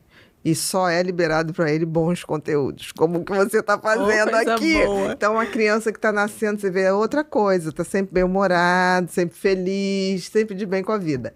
Repórter Pipinho, a gente tem uma comunidade chamada Ser Humano Sustentável, que hoje deve ter lá 2.300, entre 2.300 e 2.500 pessoas, que são leigos em geral, que adoram conhecimento. Então, a gente vai botando tudo lá, muita disponibilidade de material, cursos online. E eles pediram o privilégio de poder saber quem vem antes de todo mundo. Que legal. Então, 15 dias antes de você vir, a gente libera o seu Instagram, tá? E aí eles vão lá e mandam perguntas que eles gostariam de fazer ao vivo. Que um dia vai ser assim. Mas, por enquanto... E aí, a gente seleciona, eles mandam muitas. A gente tenta, em 10, pegar o máximo. Entre 6 e 8, ali, 10. Né? 10 é o máximo. Mas vamos lá. Podemos? Podemos. Então, vamos, vai. Primeira. Quais sinais clínicos indicam a necessidade de avaliação neurológica em uma criança? E tantos, né? Muitos, mas o principal, eu acho que se ficar qualquer tipo de regressão. Se a criança, em qualquer idade, se a criança tem alguma habilidade e ela perde aquela habilidade, não dá para esperar. Isso é urgente. Então, a criança que já estava falando algumas palavras e deixa de falar, é urgente. A criança que estava andando bem, de repente começa a cair, é urgente. A criança, às vezes, já mais velha, que acontece principalmente em algumas doenças raras, começa a perder o equilíbrio, ou começa a ter... já estava escrevendo, já estava lendo e regride alguma coisa. Regressão é urgente. Pode acontecer não pode no esperar. Neurodesenvolvimento saudável. Isso não é normal. Nenhum contexto é normal. Nenhum contexto. Não adianta falar, porque ele está estressado essa semana, não dormiu, porque brigou. Ainda assim merece uma avaliação. Porque até pode ser o estresse, mas aí tem que ser um estresse muito grande, que também vai merecer uma avaliação e um cuidado. Então, qualquer retrocesso, mas também a falta de aquisição dos marcos no tempo certo. Nos marcos certos. Essa história de cada criança tem seu tempo, não. Por isso que a gente tem ali, né, até os 12 meses já tem que estar falando algumas palavrinhas, com 1 ano e meio já tem que estar falando pelo menos 10 palavrinhas ali diferentes, explicadas. A marcha, né, assim, andar. Até um aninho, no máximo ali 14, 15 meses, não andou, né? Com 14 meses não dá pra esperar, mas o pai demorou pra andar, o pai demorou pra falar. Não, merece avaliação. Porque pode ser falta de estímulo? Até pode. Mas a gente precisa investigar, porque pode ser outras coisas. Estimular. Se for falta de estímulo, se for falta de estímulo, ótimo. É o melhor. Maravilha, maravilhoso dos mundos. Exatamente. Eu acho que outra coisa importante, a gente já citou, que seriam as paradas comportamentais, as crises focais, as crises de ausência, né? Então, se a criança tá tendo discretas, né? E tem que observar, né? Dificuldade de aprendizado, né? Eu acho que tudo isso são coisas bem importantes para procurar. Próxima, Bai. Como diferenciar enxaqueca infantil de outras cefaleias? Interessante. Essa é boa. Primeira coisa, assim, se eu tenho enxaqueca na família, já pensa que pode ser enxaqueca. Então, criança tem enxaqueca. Tadinha. E a gente tende a negligenciar a dor em criança. Com quantos anos começa a aparecer enxaqueca? Eu tenho criança que tem com 3, 4 anos. Nossa. Mas tem um histórico familiar. Tá. Então, isso facilita, né? Então, acho que o histórico familiar é fundamental. Já vai ajudar aí. Porque não tendo um histórico familiar, essa cefaleia realmente pode ser de outras causas. E a criança chega a botar a mão na cabecinha? Algumas conseguem dizer, outras não conseguem expressar tanto. Mas aí, um sinal também é que é uma dor que muda o comportamento da criança, né? A dor de enxaqueca, ela é diferente de uma cefaleia atencional, né? Daquela cefaleia por esforço, por uso de tela, ou que tá precisando do óculos, que é comum também, né, nas crianças. A cefaleia da enxaqueca, a criança, ela para de brincar naquele momento, ela quer ficar quietinha num quarto escuro, ela fica mais... Recolhe. Isso. Você vê que impacta no dia a dia dela. Uhum. Então, se impacta no dia a dia dela e eu tenho histórico familiar, E mudança de comportamento. Deve ser enxaqueca, aí vale procurar. Chega a dar enjoo também? Pode dar enjoo, pode dar né, náusea, vômito, pode. Normalmente a luz incomoda, né? Então tem aquela fotofobia, né? Que a gente fala, ele quer ficar mais no escurinho, mais quietinho. Às vezes o som pode incomodar também, né? Perfeito. Tadinhas. É. Próximo, vai. Como reconhecer desligamentos que exigem investigação de epilepsia? Que é essa focal. Isso, tanto a focal quanto a de ausência, que é generalizada. Porque eu posso ter parada comportamental, que é uma crise focal, que aí ele fica um pouquinho mais tempo parado. E não costuma ter aquela piscadinha e tudo essa requer avaliação também. Uhum. E quando a gente fala da crise de ausência, é aquela que é muito rapidinha, né? Ele tá falando, daí para tudo. E volta. Na focal, ele lembra de tudo. Ele não para também. Porque ele faz os movimentos diferentes, mas não para necessariamente. Mas ele pode continuar tentando falar e lembrar do que aconteceu. A de ausência, que é a mais perigosa até, é essa que é muito rápida e daí a criança não percebe que parou. Tipo, ela não percebe que ela parou de falar no meio da frase, aí ela volta falando como se nada tivesse acontecido. E você pergunta, fulano, mas a ela, não senti nada disso. Já quando é a focal, que é a da parada comportamental, ou a que repuxa a boca, a criança lembra. Do tipo, eu não tava conseguindo falar, ou minha boca formigou. Isso é a grande diferença. Isso, essa é a grande... Mas as duas requerem observação e avaliação. Porque pode ir para aquela generalizada. E pode impactar no aprendizado, né? Então, assim, as duas valem ser vistas. E também tem que ver se tem histórico? O histórico familiar conta, mas não tanto aqui. Então tem que observar. Até porque, é o que a gente fala, né? Assim, é como se antigamente nada disso existisse. Porque não era diagnosticado, nem autismo, nem TDAH, nem algumas epilepsias, nem lembram muito. Tá. Próxima, Bai. Quais orientações iniciais você sugere para o manejo do TDAH em casa? Rotina. Eu acho que se a gente começar por aí, a gente já resolve. Né? Em criança, pra tudo. Gente, criança, eu falo sempre assim, criança precisa e gosta de regra, e rotina, previsibilidade. Isso faz bem pra ela como um todo. Né? Dá aquela segurança que a gente falou. Mas pra quem tem TDAH é fundamental. Às vezes precisa até daquele quadrozinho de rotinas da semana, né? Na parede. Pra fazer no checklist. E pra ela se orientar mesmo. Que agora é a hora de comer, depois é a hora da tela, por exemplo. Depois é a hora do estudo, é a hora da leitura, né? Então visualizar mesmo. Visualizar. Senão não consegue se organizar. Eu tinha no meu quarto, na época era quadro negro. Depois, quando eu atendia, eu pedia para as mães botarem feito um blindex. Sim. Porque aí a criança escreve, compilou né? E brincava com aquilo, mas metade do painel era agendinha, metade era brincadeira. Brincar, né? Não, e tem como, né, fazer as bonificações com estrelinha, se acertar. Exatamente. E tudo. Então a criança realmente se envolve com isso. Isso é super importante. Você cria um game ali pra ir dando certo. E ela vai aprendendo desde pequena a se organizar. Porque muitas pessoas, mesmo as que não têm TDAH, têm muita dificuldade na vida adulta de organização, exatamente, de usar a agenda, né? Então... É verdade. Próximo, Bai. Quais práticas de sono favorecem atenção e comportamento durante o dia? De novo, ter horário para dormir, né? Criança, gente, não pode dormir, tipo, 10, 11 horas da noite. O horário de criança estar dormindo... Criança pequena, isso. Criança pequena, assim, 2, 3, 4 anos, 7, 8 horas da noite. Uma criança já um pouquinho maiorzinha ali, com seus 7, 8 anos, até 9. E só. Quem pode dormir 10 horas da noite é adolescente, e olhe lá. Porque adolescente, ele passa a ter uma necessidade de maior período de sono. Então, se ele estuda de manhã, ele vai ter que dormir. Também nesse horário de 9 horas, né? Então, ter horário para dormir e ter pelo menos uma mini rotina de sono. E não usar telas, a recomendação, tanto naquele manual quanto na Sociedade Brasileira de Pediatria, 2 horas antes. Antes de ir pra cama. Não pode usar. Porque, gente, a tela é uma das coisas que mais atrapalha. Tanto até a gente, se a gente tiver com sono, mas pegar o celular, o sono passou. Rapidinho. Então, o que dá sono? Uma leitura, uma oração. Alguma coisa que às vezes a pessoa põe na TV com uma música. Um tédio. Antigamente, quando tinha os desenhos infantis, assim, na televisão... Às vezes eu tava assim, eu botava aquilo e ia fazendo... Porque tinha uns desenhos maravilhosos pra dar sono. Então, às vezes as pessoas falam, como saber se o desenho é bom? Se ele não te prender tanto, ele já é muito melhor do que os outros. Relaxa, concordo. Então, assim, se a criança tiver horário fixo pra dormir e 2 horas antes você não der celular e ela tiver ali aquela... vai tomar o banhinho, vai fazer uma leiturinha ou uma oração. Não precisa de nada muito elaborado pra essa rotina. É uma maravilha. Uma leitura ou uma oração antes de dormir, depois de ter tomado um banho criança, sem tela. Você tem que levar pra tem que colocar pra dormir, tem que fazer ali ou uma leitura ou uma oração. Mas é um investimento que vai te dar um retorno, muito positivo. E a leitura eu acho que é mais importante ainda, né? E tem tanto livro interessante para criança, as fotos, as histórias.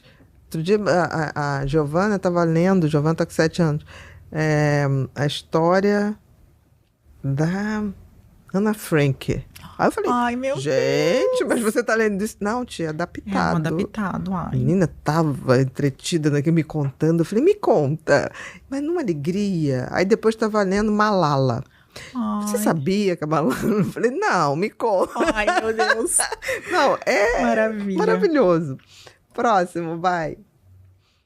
Quais ajustes reduzem a exposição a conteúdos que aceleram demais o cérebro infantil? Eu não sei se eu entendi direito a pergunta, mas eu acho que aqui entra também o que a gente falou, né? Da redução de telas e da rotina.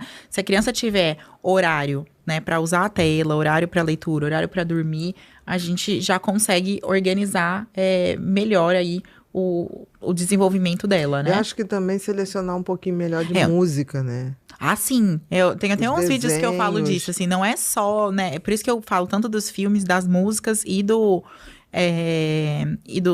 desenhos mesmo que a criança assiste. Porque no final, a música é algo que fica mais até no nosso pensamento, né? Às vezes a pessoa tá tocando uma música ruim e você fala, eu quero esquecer. E a música não sai da cabeça, não sai, né? Minha querida. Então, realmente, escolher melhor os conteúdos. Quanto pior a música, mais fixa. Mais fixa. Escolher bem os conteúdos e ter horário mesmo, né? Pra ter acesso a isso. Não, e criar uma coisa que eu faço muito com criança, é criar um fundo musical que ela nem percebe de qualidade. Isso.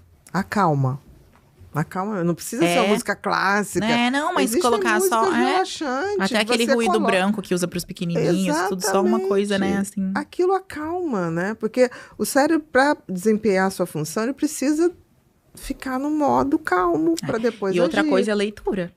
A leitura e escrita, que são 2 coisas que as crianças têm muita dificuldade de fazer hoje em dia, elas atuam muito, né, assim, tanto no foco, mas também traz essa desaceleração, porque hoje a nossa vida é muito acelerada para tudo. A gente tá sempre com pressa, sempre correndo, né, tem que comer logo, tem que entrar no carro logo, e a tela acelera isso mais ainda. Então, quando eu faço atividades com calma, né, e principalmente essas que exigem um pouco mais de atenção sustentada, né, como uma leitura ou fazer uma redação, copiar ali um texto, uma coisa que a criança vai ter que ficar ali mais tempo, sem muito estímulo, isso ajuda demais a desacelerar. Não, e o cérebro precisa desse repouso para agir. É ser e fazer. Eu sempre brigo. Para fazer mais, tem que ser mais. Tem que ir para o repouso para fazer. E aí entra o sono, que é fundamental, né? Com certeza. Sono reparador. No outro dia, a criança rende, faz tudo. Agora, se ela não consegue ter um sono reparador... E observar o sono também, né? Tem crianças que não dormem. Que acorda muito, que tem o sono muito agitado, que gira muito. Você vê o lençol da criança e você fala, meu Deus, o que uma guerra aconteceu aqui. Eu tenho vários pacientes que têm olheira até, assim. Porque não é só o quanto dormiu, é como dormiu. A qualidade do sono. Tem que observar. Próxima, Bai. Quais desenhos você recomenda como opção de ritmo adequado para a primeira infância? De uma maneira geral, até porque como a gente tem muitos desenhos, né? Assim, eu sempre falo do Bluey, que é um desenho, tipo... Qual é? Do Bluey. Bluey. Que é do cachorrinho. Esse, assim, para as crianças pequenas... É ótimo. Ele é ótimo. Tem o Charlie Lola também, que é, tipo, bem tranquilo. Mas mais do que falar esses nomes, porque isso tem lá no meu Instagram, os pais podem acessar, os pais saberem identificar. Eu acho que isso é mais importante. Qual o perfil adequado. Então, você tem que pensar assim, primeira coisa, tem que ter contexto.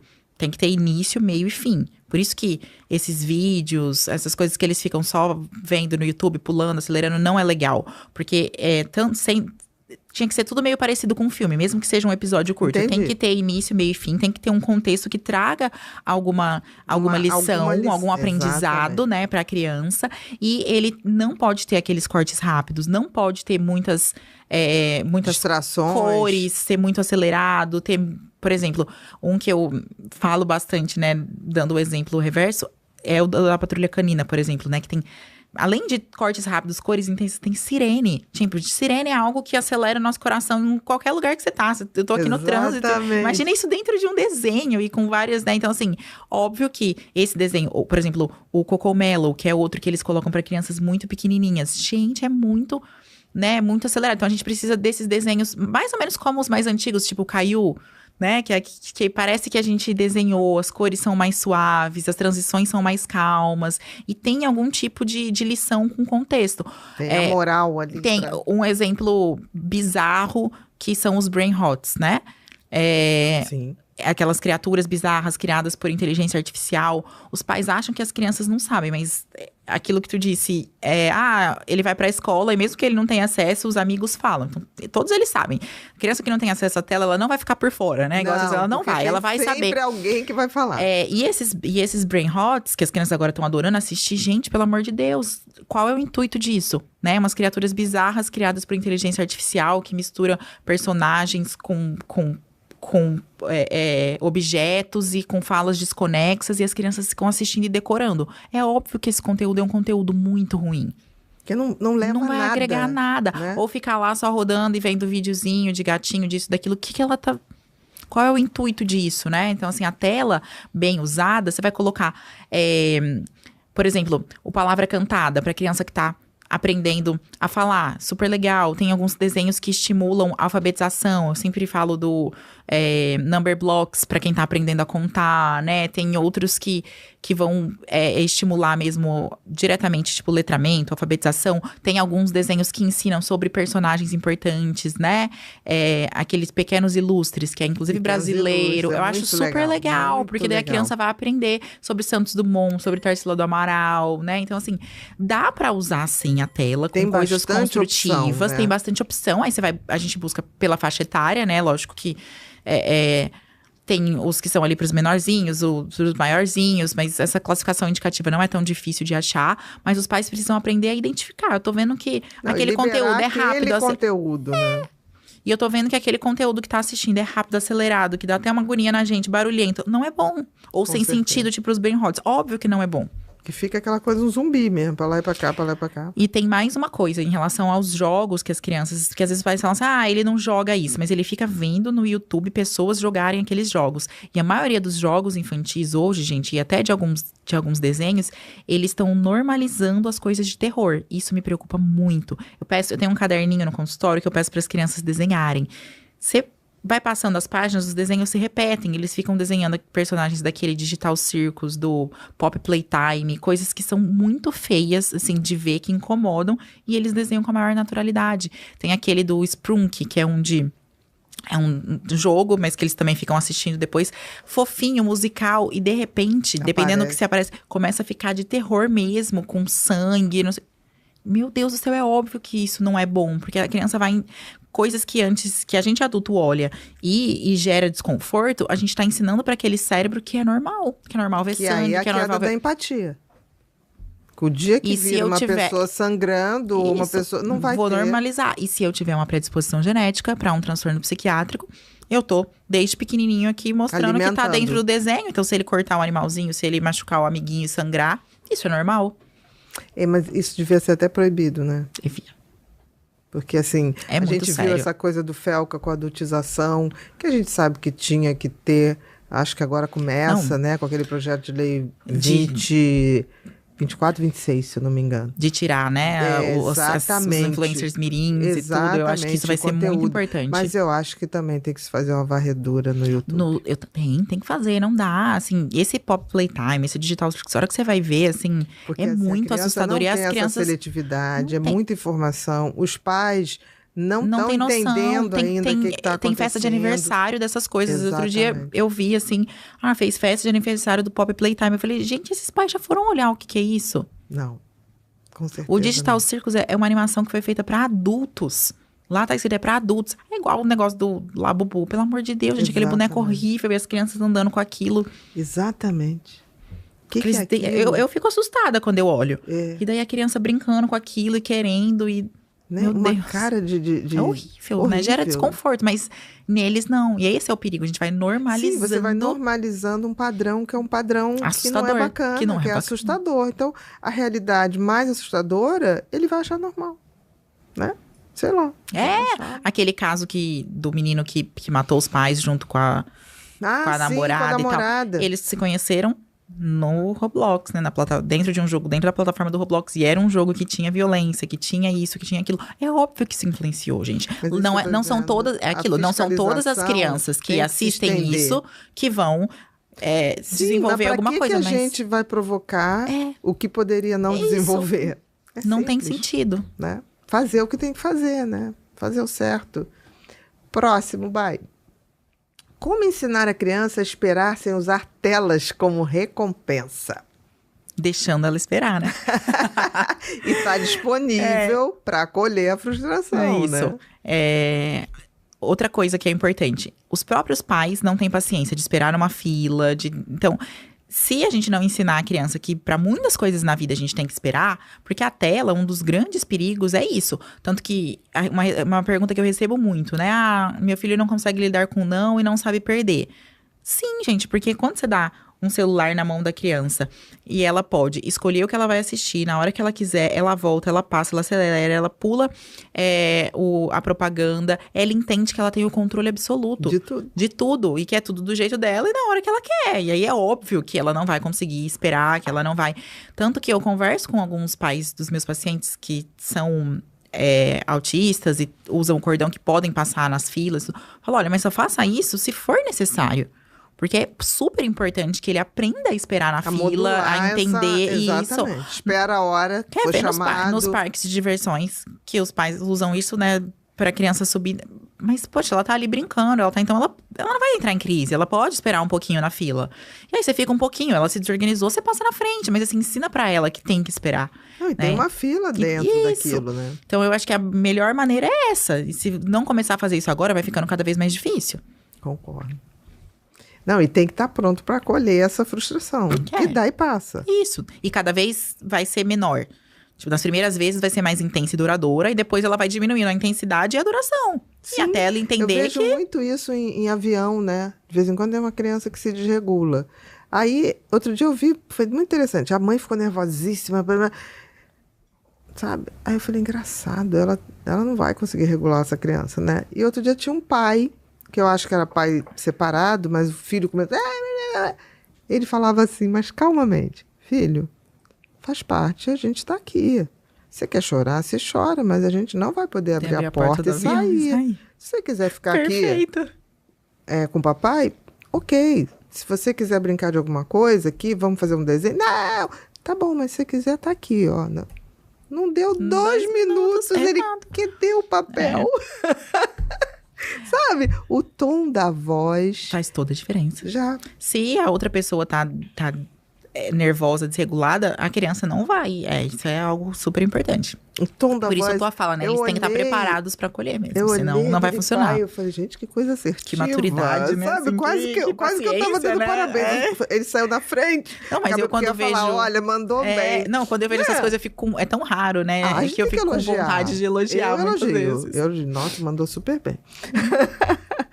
E teve uma vez que eu tava num voo, uma moça tava entrando, a filha, aí foi engraçadíssimo, uma mãe muito jovem, ela me viu, aí ela queria dar o bebê pra aeromoça, eu falei, não, dá aqui. Deixa que eu, não dá aqui. Eu falei, vai, continua conversando. Ela falou, nossa, tem jeito? Eu falei, não, você não pode pegar teu filho, você viu a minha cara e joga, não faz isso. Não faz assim, ele vai ficar traumatizado. Brincando.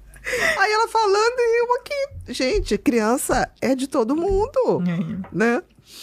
E eu não tenho esse problema. Criança chora. Igual na minha, quando a criança tá chorando, o pessoal fica bravo. Gente, se for pequeno. A pessoa que fica assim, que saco, tem gente que não sabe educar. Criança chora, gente. Chora. A gente já chorou, entendeu? Tem que ter um pouquinho de paciência, né? Próximo. Como orientar pais a responder ao som de fome antes do choro? Como é que é isso? Peraí. O que é o som de Acho que isso é daquele vídeo que eu falo dos sons que o bebê faz. Antes de cada... Isso, o bebezinho mesmo. Qual é o som de fome? É porque o chorinho de fome, ele é diferente, tipo, do chorinho de dor, do chorinho... Mas não tem como é o chorinho de fome? Ele é um choro mais agudo, assim, sabe? Ele, tipo... Mais forte? Não é mais forte. É mais mas agudo. Ele é mais agudo e duradouro. Ele, tipo, a criança começa a chorar, porque tem aquele chorinho que tô incomodado, tipo, pra trocar a fralda. O chorinho que de é mais fome... grave. O chorinho de fome, ele é mais agudo e duradouro. Ele só não é maior do que o de dor. Que o de dor, ele se estende mais mesmo, de cólica e tudo, mais tempo, né? Mas o de fome... também é agudo. Isso. Mas o de fome, antes seria, por exemplo, como normalmente isso é bem nos recém-nascidos e ali os primeiros meses, seria se atentar ao tempo. Se eu já sei que ele fica com fome, sei lá, a cada 2 horas, né? De dar uma mamar Você já antes. sabe que aquele som... já tá batendo junto. É o sonzinho que ele vai fazer de fome. Que ele vai fazer de fome. Aí eu dou uma maminha um pouco antes. Acho que seria isso. Perfeito. Não, perfeito. Eu acho que é isso mesmo. Eu acho que foi desse vídeo. Eu acho que sim. É só observar o tempinho, o som que ele for fazendo. E é muito legal isso de observar mesmo os sons do bebê, porque daí você vai sabendo identificar. Porque principalmente os pais de primeira viagem, às vezes ficam perdidos, né? Meu Deus, é a fralda, é cólica, é fome. Então, realmente, você escutar o bebê e saber, não, esse aqui é o chorinho dele que é atenção. Porque tem aquele chorinho que ele só quer uma atençãozinha, né? Então, tem aquele, tem aquele que é pra trocar a fralda, tem o de dor, tem o de fome. Que é quando a gente, é muito interessante, assim, tem criança... que você pega assim no bumbumzinho, na fraldinha, né? E faz assim, né? Como se estivesse balançando. Acalma. Porque tem criança que quer esse movimentinho. Porque assim, é o movimento do útero. É um movimento no útero, né? Ele pelo líquido. Bebê assim. E acalma mesmo, assim, funciona pra quase assim. todos. Não é pra bater. É só pum, pum, pum, pum. Porque no útero, como ele tá ali dentro daquela bolsinha e tem líquido, ela fica o tempo todo, isso tipo, mesmo. Por isso que quase todos eles se acalmam nesse balançar. Por isso que desde sempre, né, as crianças são ninadas, tipo, aquela história que você vai assim, ou faz isso. Perfeito. Próximo, Bai. Quais cuidados são necessários ao presentear crianças de idades diferentes na mesma casa? Isso é importante, né? Porque quando você... Isso. Se for, por exemplo, né, aniversário de uma criança maior e tiver um irmãozinho menor, pode ser sim, a depender de como aquela família explicou, né, que ele fique chateado porque não ganhou o presente. Então, se é alguém que você tem proximidade, acho que pode perguntar pra mãe, né, se precisa levar um presentinho simbólico ali, né, pro menor ou não. Eu acho que pros mais velhos, né, quando a gente tá presenteando o menor, às vezes é uma isso já é coisa mais tranquilo. boba. Isso, um bombonzinho, uma coisa. Bombom, E aí, pirulito, que ele gosta, se você entendeu? tem intimidade, pergunta. Se você não tem, na dúvida, leva. Leva uma eu coisinha, faço porque não isso. é o presente, né, assim, pra criança. É só pra, tipo assim, É só, a gente lembrei não de você, esqueceu tá de aqui. você. Um chocolatinho resolve em quase todos. Um Se a ovinho, criança aquele ovinho comer, surpresinha. se a criança comer chocolate, você pode levar um chocolatinho. Exatamente. Ou... Se não tiver por uma isso intolerância, por isso que a bom. intimidade com a família pra perguntar é bom, senão você leva realmente um brinquedinho ali pequenininho e resolve. Às Pros vezes um mais velhos, livrinho. pros mais velhos eu acho que não tem tanto essa necessidade, que a maioria já entende. É aniversário do pequeno, por exemplo, né? Agora, se você for fazer uma visita que não seja de festa de aniversário, tem que levar pra todas as crianças de todas as idades. Porque Se levou pra a pessoa vai visitar, às vezes, vou levar. Faz tempo que eu não vou lá na casa do fulano, vou levar só pro pequeno. Daí os outros vão se chatear, né, gente? Criança é criança. Se até a gente adulto às vezes fica, por que eu não ganhei? Imagina a criança, né? Eu tenho 4 sobrinhos netos. E é muito engraçado que eu levava sempre uma coisa pra cada um. Quando ia estar todo mundo junto. Minha filha, todo mundo queria o mesmo. Igual. Já deu uma confusão. Uma vez eu comprei uma cobra, mas muito bonitinha, que fazia feito um colar, assim, pra menina. Os 3 meninos. Queriam eu quero também. a cobra, eu quero a cobra. Essa é uma dica boa. E leva de preferência eu coisas agora parecidas. estou levando igual. Idêntico. Porque quando eu comecei a levar idêntico, mas era a cor. Eu falei, gente, não tô acreditando. Ok. Aí agora eu levo idêntico. Idêntico, mesma cor, mesmo. Pronto. Uma Tudo. dica boa, uma dica boa. Tudo. Assim, agora ela já tá diferenciando deles. Mas idêntico. Mas é bonitinho que tava fazendo uma diferença. Aí eu falei assim, eu vou dar um dinheirinho pra cada um juntar pra comprar não sei o quê daqui a não sei quanto tempo, pra dar essa noção. Aí eu dei R$20 pra cada um. Eu dei uma nota de 20. O irmão, eu tinha 5 notinhas de 5, Aí ele, tá vendo, Giovana? Eu ganhei muito mais que você. Aí quando eu fui dar 2 de 10 pro outro, eu quero 4. Meu Deus. Aí ela fazia assim, eles são tão infantis, Isso. né? É o mesmo valor. Tipo, eu já entendo, eles ainda não entendem, né? É muito bonitinho. Próximo. Chegamos agora no momento Pipim. Agora relaxa que é brincadeira. Tá bom. Pode tomar. Gostou do chazinho? Adorei. Agora é assim, é livre associação. O que vier na sua cabeça, tá? Você responde. 1, cor predileta. Azul. 2, uma lembrança feliz da infância. Brincando com os meus primos na rua da casa da minha avó. Quando era possível. Quando era possível. Ou infância boa. Eu também tive uma infância muito bacana. 3, felicidade. Família. 4, um hábito essencial. Leitura. 5, um medo. Perder as pessoas que eu amo. 6, amor. Família.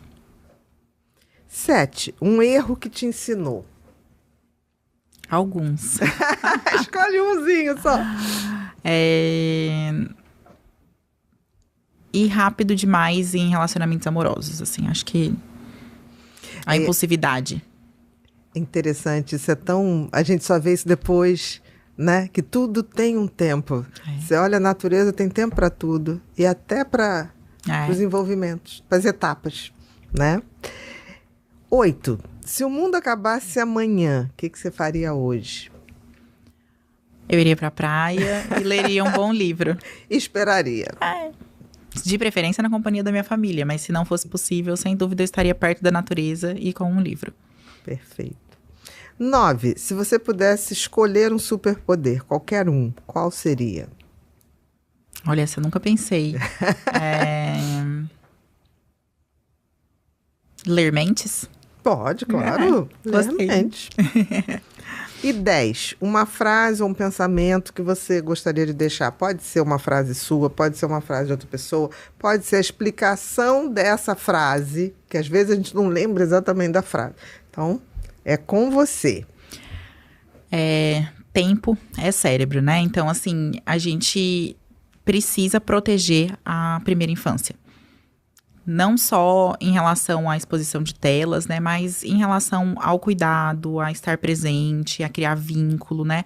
É nessa fase que a gente tá moldando o adulto que essa criança vai ser. Lógico que eu posso consertar isso depois, mas o impacto aqui da primeira infância não se paga, né? Então eu acho que a gente precisa valorizar esses primeiros 2 anos. E acaba que isso é responsabilidade de todo mundo, né? Não é só Sim, de pai, dos mãe. pais, da família, da Se você da tem escola, um contato isso. com uma criança nessa fase... Ela merece muito atenção e cuidado. Exatamente. Favor colaborar, né? Isso, por favor, colaborar. Querida, muito obrigada. Eu amei. Eu também. Nós temos agora uns presentinhos para você. Esse livro é o Felicidade, que eu escrevi na pandemia. Tá? Espero que você goste.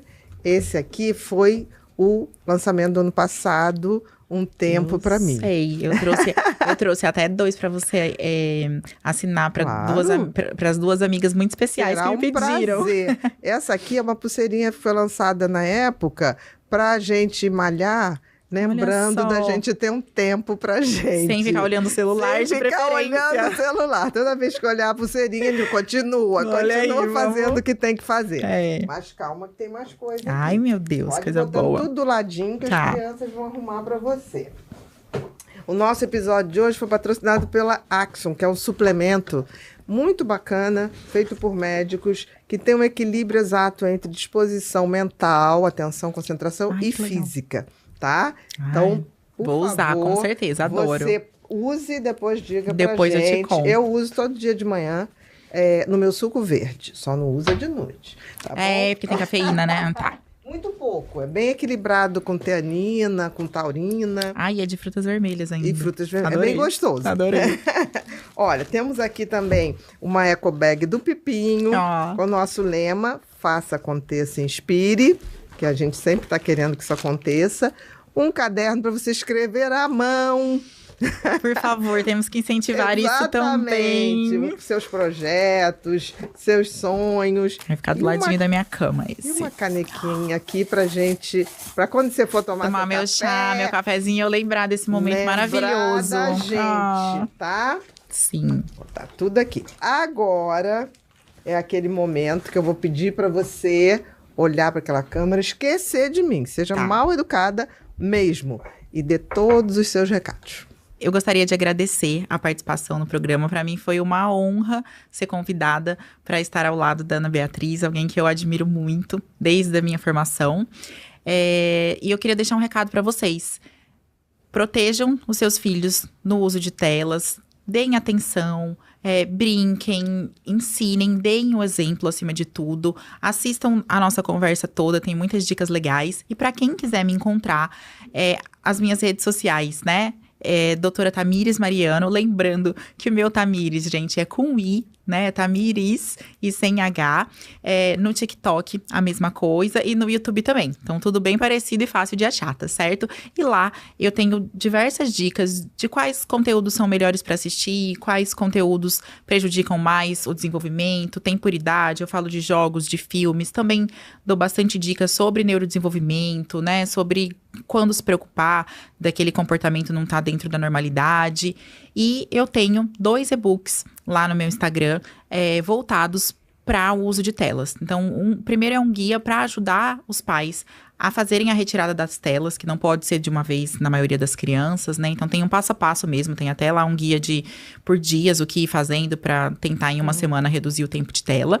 E um outro e-book que complementa esse, que seriam quais as brincadeiras por idade para substituir as telas, porque a gente sabe que não é qualquer coisa que vai conseguir prender a atenção da criança. E obrigada. Muito obrigada, querida. Queridos, nós estamos encerrando mais um episódio do Pode Pipa e hoje foi com essa maravilhosa doutora Tamires, com I, tá? Mariano. Se você não segue, eu sugiro que você comece a seguir agora. Por quê? Porque está na hora da gente, de fato, se informar sobre o que vale a pena para as nossas crianças, com quem sabe, com evidência científica, para que a gente possa, de fato, ter uma estrutura para passar para as crianças. As coisas podem melhorar e vão melhorar, mas só se você colaborar. Aqui na comunidade Pode Pipa, a gente acredita que somente o conhecimento e o autoconhecimento e a boa vontade em fazer o que deve ser feito podem mudar o mundo e podem nos fazer seres humanos melhores. Se você não é inscrito no canal, se inscreve, aciona o sininho para receber todas as notificações e fica ligado, porque se você gostou dessa entrevista, compartilha. Tem muita gente que precisa saber desse conteúdo aqui. Muito obrigada e até o próximo Pod People.